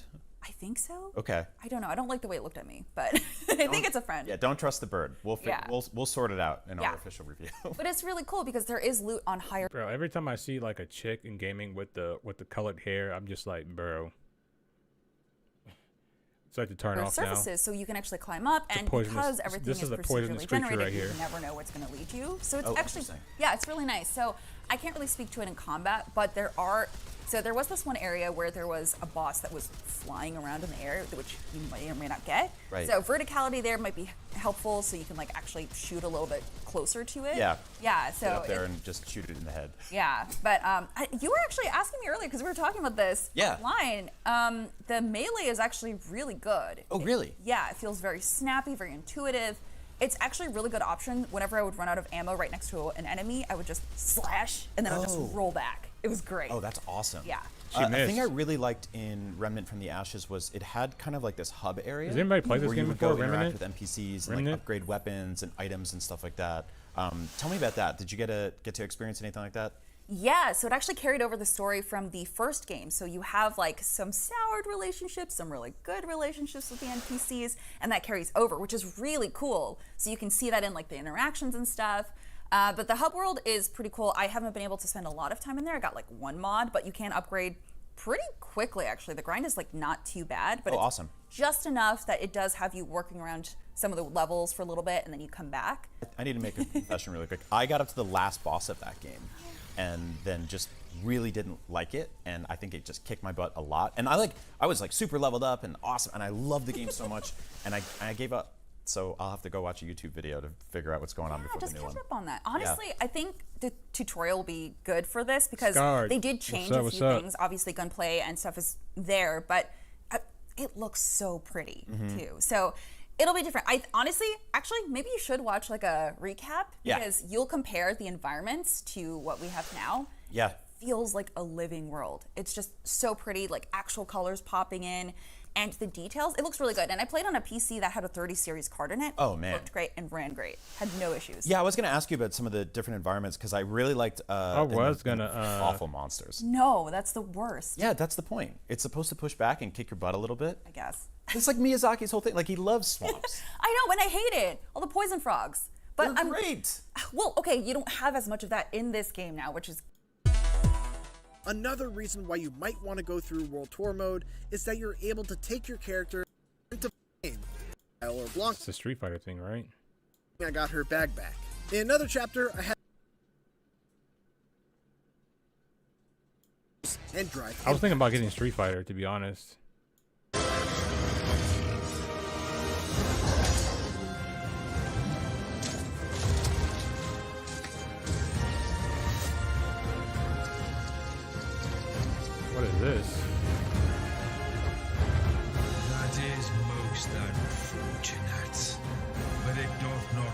release thee from thy fate. Dragon's Dogma.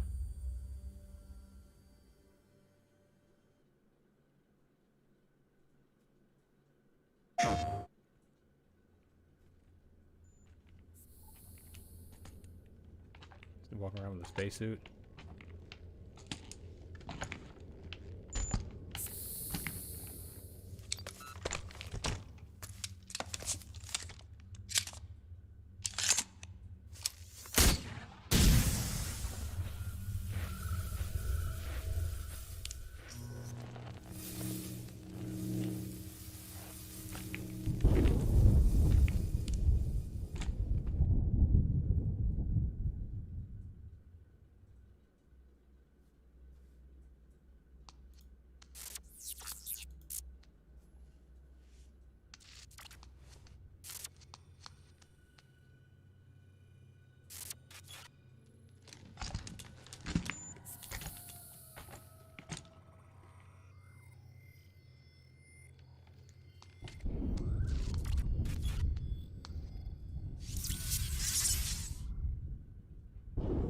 This shit looks wild. What is this?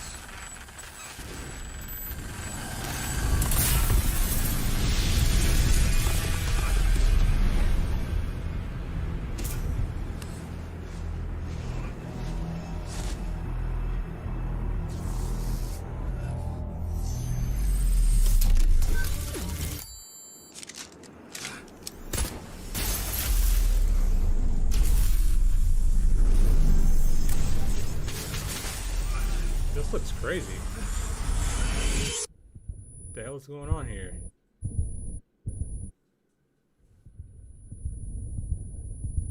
Pragmata?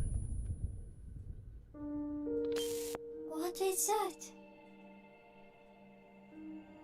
Is she like on the moon with like no spacesuit? Freedom. Our freedom. Okay, that's weird. Remember when Street Fighter V came out and a lot of people were disappointed by its distinct lack of meat on its bones? Street Fighter VI is the polar opposite, complete with an excellent 18-character roster of both new and returning fighters, rendered in a killer new art style, an incredibly ambitious online battle hub that puts all other fighting game lobbies to shame, and just about everything you could ever ask for when it comes to training tools and systems to help you get better at the genre. It's a spectacularly feature-rich fighting game. Street Fighter VI takes many swings in many different directions, and though not every blow connects, the ones that do are absolute knockouts.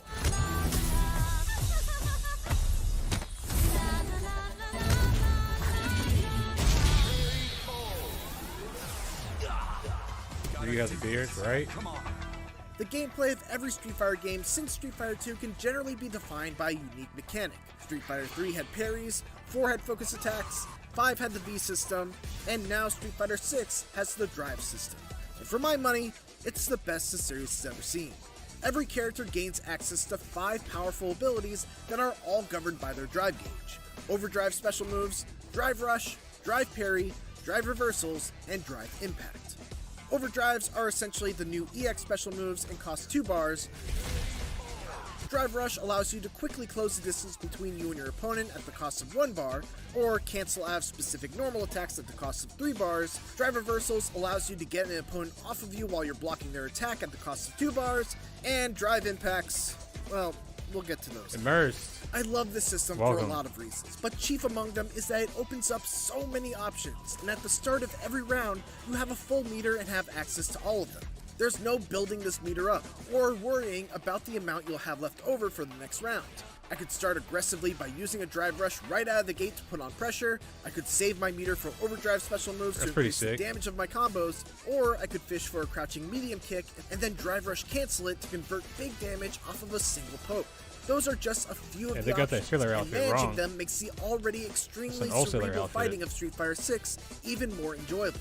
The way it's handled when you run out of drive meter is also excellent. Your character enters a burnout state where you're completely unable to use any drive meter related techniques. Your opponent's attacks become more advantageous on both block and hit, you take chip damage, and drive impacts are even scarier than before. And I swear, we'll get to drive impacts in just a bit. Being in Burnout is a terrible position, but it's far from an unwinnable situation. You still move at the same speed, your attacks do the same damage, you still have access to all of your super moves, and while your opponent's drive impacts are a huge threat, you know that they'll be looking to do them, which can lead to some interesting mind games on both sides. Some of the most tense and fun matches I've had in Street Fighter 6 have been when I managed to pull out a victory even while in Burnout. Now, let's talk about drive impact, because I have a feeling that for a lot of people, whether or not they enjoy Street Fighter 6, I want to get this game, but I'm generally not down good to at their these kind of feelings games. on this one move. Drive impact only costs 1 bar of drive meter to use. It has super armor that can absorb up to 2 hits, and if it hits while your opponent is in the middle of their own attack, they will be knocked into a crumpled state, giving you a full combo. And that's not all. Even if they block it, they get blown back and lose half a bar of drive meter. And if they get backed into the corner, you get to follow it up with a combo. That's not all either. Remember how I said that it's even more I'm good at scary when you're in UFC. Burnout? I can play that well, game. if you block a drive But I've impact never and been it good at goes like to the Street wall, Fighter you or get Mortal stunned, Kombat. and you'll eat a full combo Never. in the corner, even though you block their attack. But this It's looks sick, one of though. the most powerful universal mechanics I've ever seen in a fighting game. And if you don't respect it, you will get crushed by it. And yet, I love drive impacts, because they're tuned so that they're just reactable enough to be defended against if you're looking out for them, but also still fast enough to catch you by surprise if you're not. All you have to do is drive impact them right back.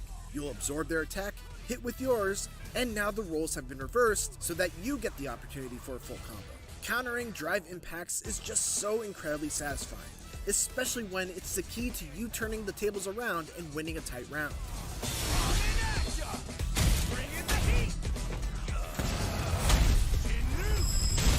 As soon as EA took over the UFC games, as soon as EA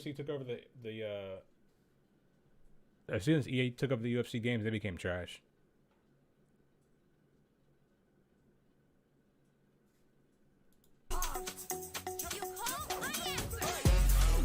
Street Fighter 6's roster of 18 characters is mostly familiar, with 12 returning characters and 6 being entirely new.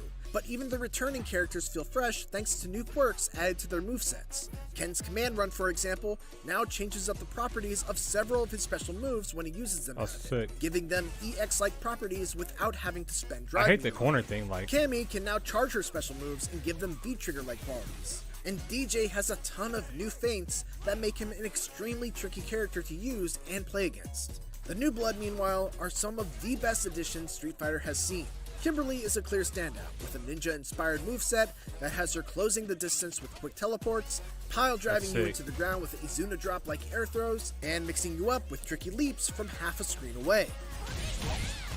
Jamie, meanwhile, is a drunken melee powerhouse who is able to buff himself by taking swigs of his flask.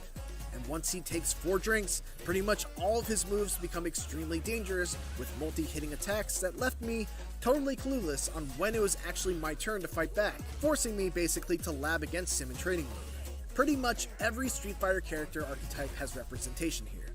You've got your grapplers in Zangief and Manon, your rushdown fighters in Ken, Jamie, and Cammy, your zoners with Guile, Dalstein, and JP, and your powerhouse bruisers in Marissa and Honda. It's everything I want out of the was roster. Blanc in this game? Played on Sega too. World Tour is an ambitious single-player mode, and while it is a big step up from Street Fighter V's attempt at a cinematic story mode, and anything else Street Fighter has done before, it's certainly the weakest part of Street Fighter 6. It's at least a great idea. It's a surprisingly enormous RPG that allows you to take a created character into the world of Street Fighter, interacting with the playable roster by becoming their disciple and learning their moves, and then building them up from scratch by leveling This up, looks fun. equipping various types of stat-altering gear, and selecting powerful skills. It also does a good job of teaching new players the fundamentals of Street Fighter 6 by including lessons as side quests, with steadily increasing difficulty over the course of about 20 hours. However, RPGs live and die by their stories, and the story of World Tour is unbelievably dull. With paper-thin characters, predictable plot twists, and a mute protagonist whose main purpose is But just Street to be Fighter, an like, envoy for various gangs and factions, Street Fighter was there's always, like, nothing kinda to get corny, excited though. about. It feels like it was written with the primary purpose of having your character jump around to various countries to meet the roster characters, and yet it never really bothers to justify those trips. In one chapter, a random gangster all of a sudden tells me that I need to get her bag back that my buddy stole. And so, without any objection, the most reasonable solution is for me to make a global trip to Rome in order to fashion a counterfeit bag that I can hopefully use to fool the gangster into thinking I got her bag back. In another chapter, I had to go to Jamaica and Brazil because my original mentor, Luke, wanted souvenirs from those places and I guess just doesn't know how to shop online. At least the tone is goofy and fun, which is a great fit for Street Fighter. You can fight just about anyone on the street, regardless of whether they deserve a rising uppercut to the face or not.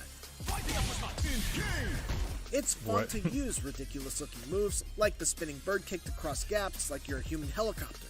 And That's there's hilarious. a surprising amount of enemy variety, many of which do an admirable job of teaching newer players how to deal with specific situations that will come up outside of story mode.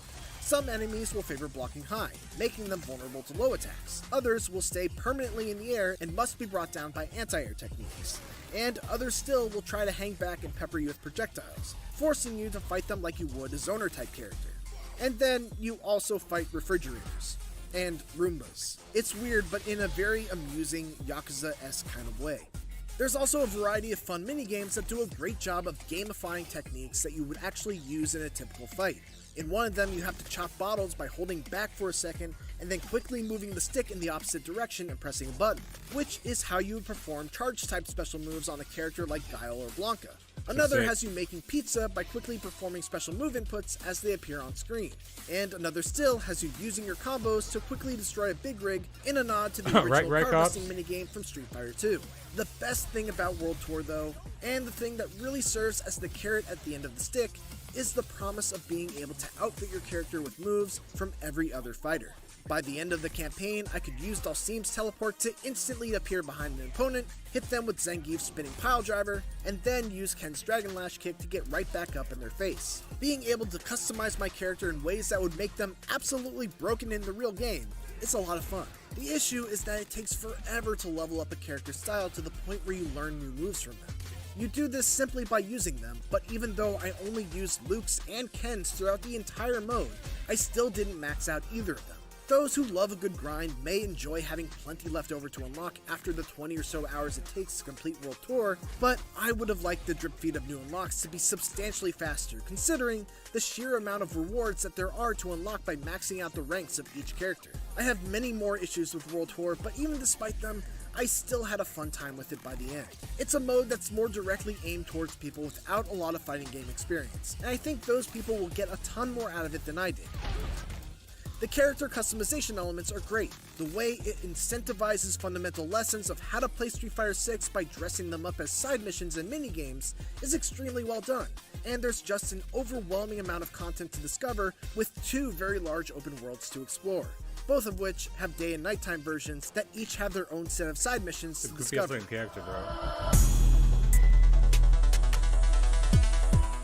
Another reason why you might want to go through World Tour mode is that you're able to take your character and all the gear that they've earned into the online Battle Hub, which is an online social space where you can queue into both ranked and unranked matchmaking, or pull up a cabinet much like you would in a local arcade and await challengers. Online lobbies are not a new thing in the world of fighting games, and truthfully, I've never been the biggest fan of them. But Street Fighter 6's implementation of the Battle Hub has won me over. For one, it's super cool to look at because Street Fighter 6's character creator is absolutely wild, and gives you the freedom to make beautiful creations with finely tuned features, or unspeakable monsters with out-of-this-world bodily proportions. And it's fun to just wander around the hub and see what people have come up with. There's also a lot of things to do beyond just parking at a cabinet and playing with either friends or random players. There's a section of the hub where you can play a rotating selection of classic Capcom arcade games like Final Fight and Street Fighter 2, another section where you can play extreme battles with party-like rules and gimmicks,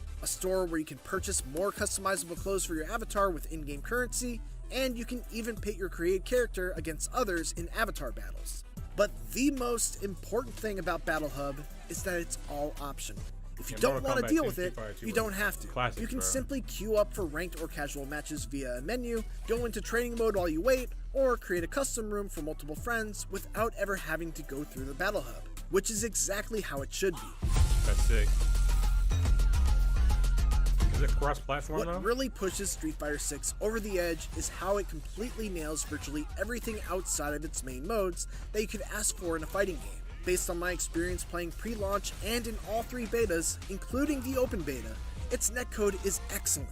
It's got the best training mode I've ever seen in a fighting game, complete with frame data, cancel window data, and a ton of other useful things. It's got extremely helpful character guides that make it very easy to learn a new character from scratch, combo trials that teach you practical combos for a variety of situations, load times are extremely quick, and rematches are nearly instantaneous. You can search for replays with a ton of different filters to help you learn matchups. There's crossplay across Xbox, PlayStation, and PC. There's frame data when PC you're Master spectating. Race. You can create and join clubs, and the list just goes on and on. Many fighting games also have these features, but very few have all of them, and especially not right out of the gate. Street Fighter 6 also deserves credit for really making an effort on welcoming newcomers in innovative ways. On top of World Tour mode, there's also a new modern control scheme that allows you to play without having to worry about character-specific command inputs or combo routes. Special moves are mapped to a button and a direction, much like Smash Brothers. There's one button each for light, medium, and heavy attacks. You can execute combos by holding down an assist button and mashing one of the 3 attack buttons, and you can use super moves just by pressing 2 buttons at the same time. The playing field is kept even by the fact that those using modern controls don't have access to a character's full repertoire of normal moves, but being able to perform special moves with just the press of a button is a trade-off that makes the modern control style appealing even for those who aren't beginners. And for those who just want to hold forward and mash on one button to execute special moves and combos, there's also a new dynamic control scheme that's only usable offline and essentially lets the AI choose the attacks for you. Capcom's really just covered all their bases here. I don't like that mode. That seems kind of cheap.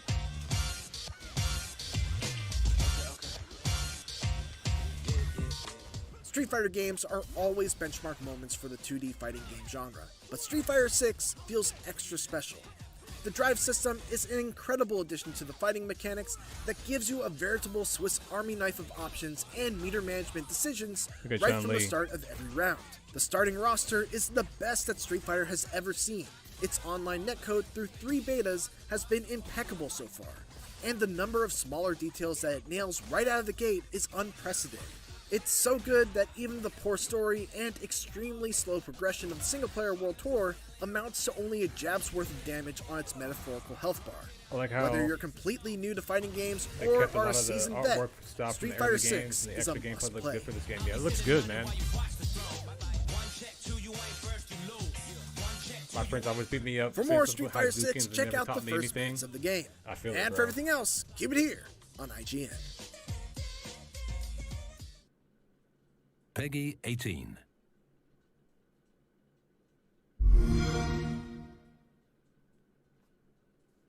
What is this?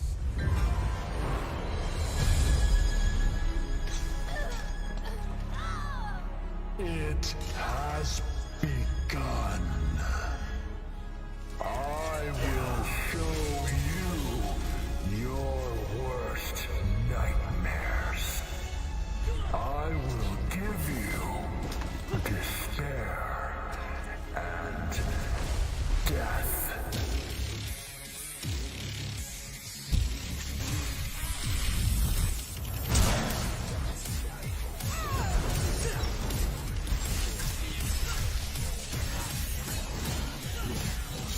Alright, time to kick some ass.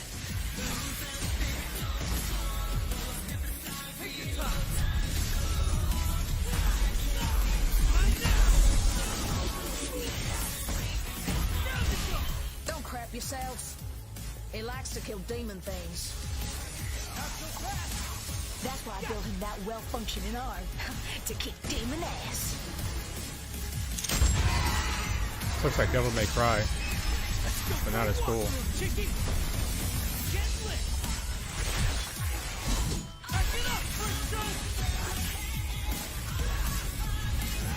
I think we should split into 2 groups and cover more ground.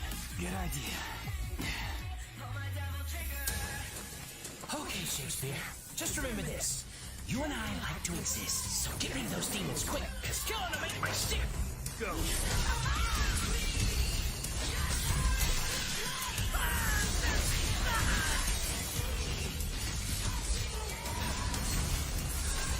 a lot going on here.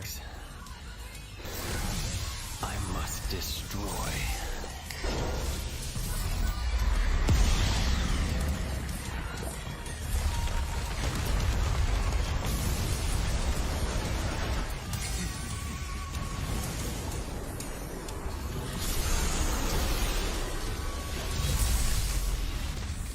V, why don't you tell me everything about this job? A powerful demon is about to resurrect, and we need your help, Dante. Oh, this Devil May Cry.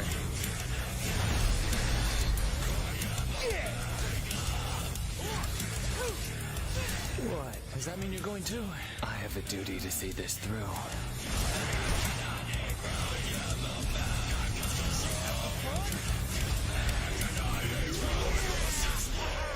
There's a lot going on right here. And you need to see this through. Dante's war. Come on, little puppy. I'll take you out for a walk. Yeah, I literally came up with that like 20 minutes before the stream. I was like, I was thinking to myself, like, what if CIG was like in panic mode about Starfield and it's good. So it's just like the picture of the guy in the spacesuit and he's looking like kind of surprised and he's like, fuck. You know? That's what I was thinking when I came up with that. Lady, and she paid for it, so consider it a rental.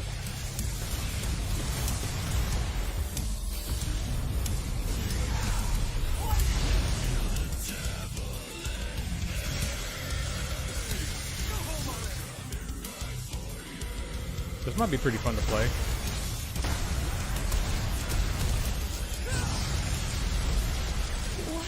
What's happening now?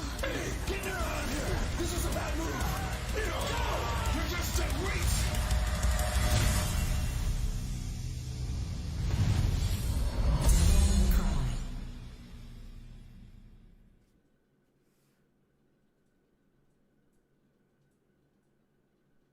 The Metroidvania elements, Ubisoft wanted to pull on all the classics of the genre: an interconnected map, challenging combat, and powers that unlock new opportunities. Our purpose was to capture this feeling of isolation, this feeling to have a black box and to be smart. We have a lot of rewards and shortcuts. We tease the player to come back with new abilities, because a very important thing in this kind of structure is very important when You have been selected for a live combat test. The first team to complete their assignment wins. My archives encompass exhaustive records of human history. These annals are riddled with errors and institutional bias. Your species is susceptible to mass delusion. Fascinating. No true voice has ever been spoken. Dread the other. You seek to evolve, yet you do not want to change. You tear down curtains, yet fear revelations. Even when what is revealed is of your own creation. Combat data is required to develop the exosuit. At Ibius, we're always reaching for better. Always. Humanity resists quantification. An interesting variable. Is it getting redone? Prince of Persia? Lies the answer. What is variable shall become fixed. Humans, fight and die for me. Carnage module online.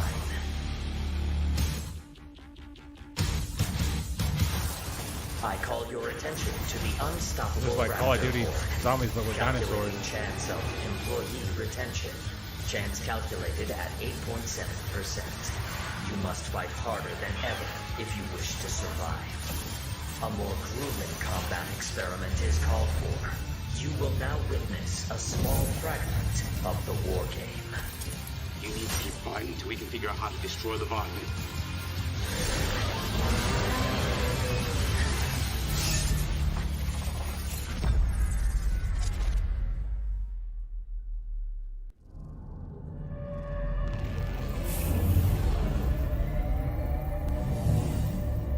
I am the advanced artificial intelligence Leviathan. Follow my guidance to maximize your growth opportunities in this research and development exercise. The first team to complete all of the assigned objectives wins. You will compete in 2 teams and provide me with the high-quality combat data I require.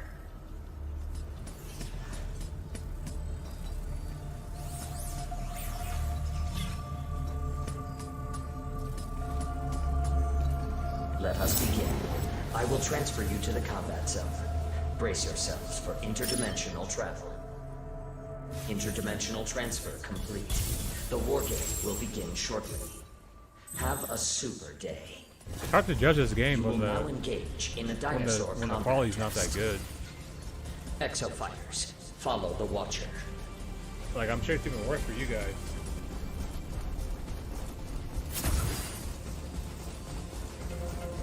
Initiating dinosaur call mission. Preparing combat area. Please wait. Summoning raptors. Get behind me! Summoning raptors.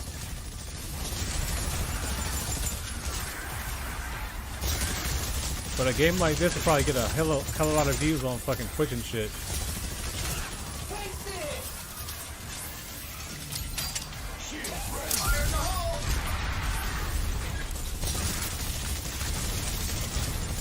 Summoning raptors.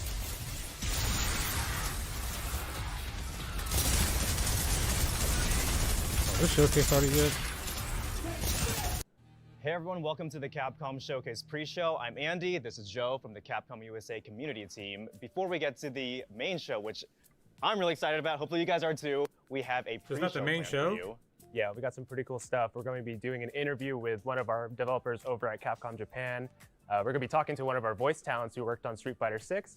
And to get things started, we're going to be highlighting a Capcom creator who's done some pretty cool Street Fighter 6 art in the past. So we're really excited about that. So let's go ahead and get that started.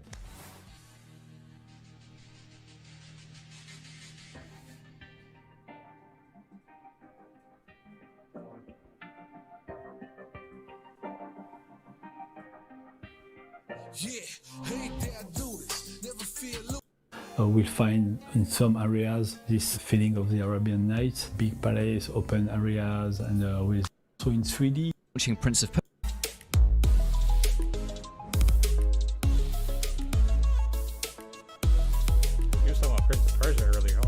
Behind every game, movie, and TV show you love is a wild, crazy, and sometimes unbelievable.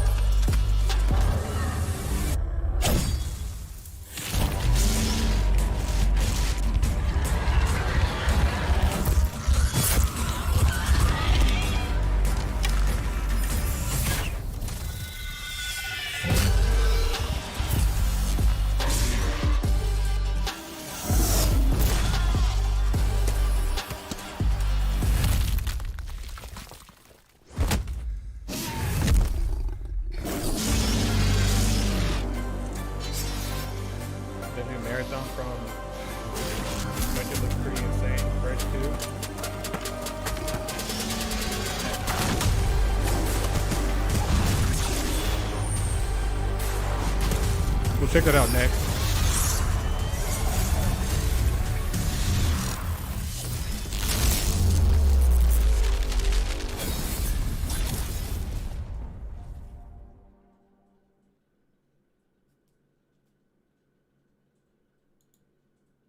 What's it called? The marathon?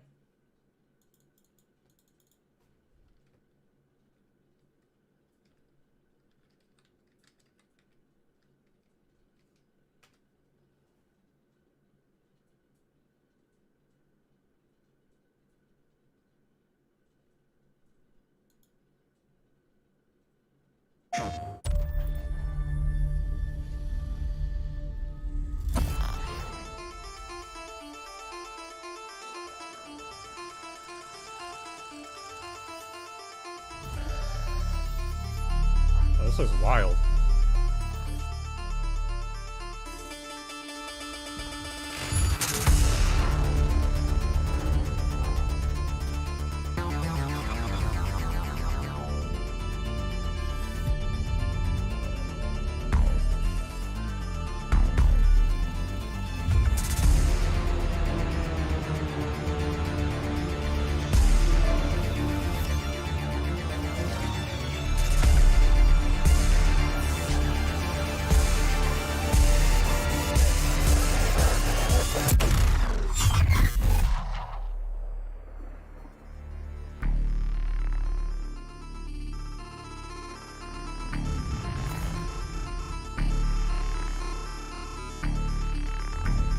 This looks crazy.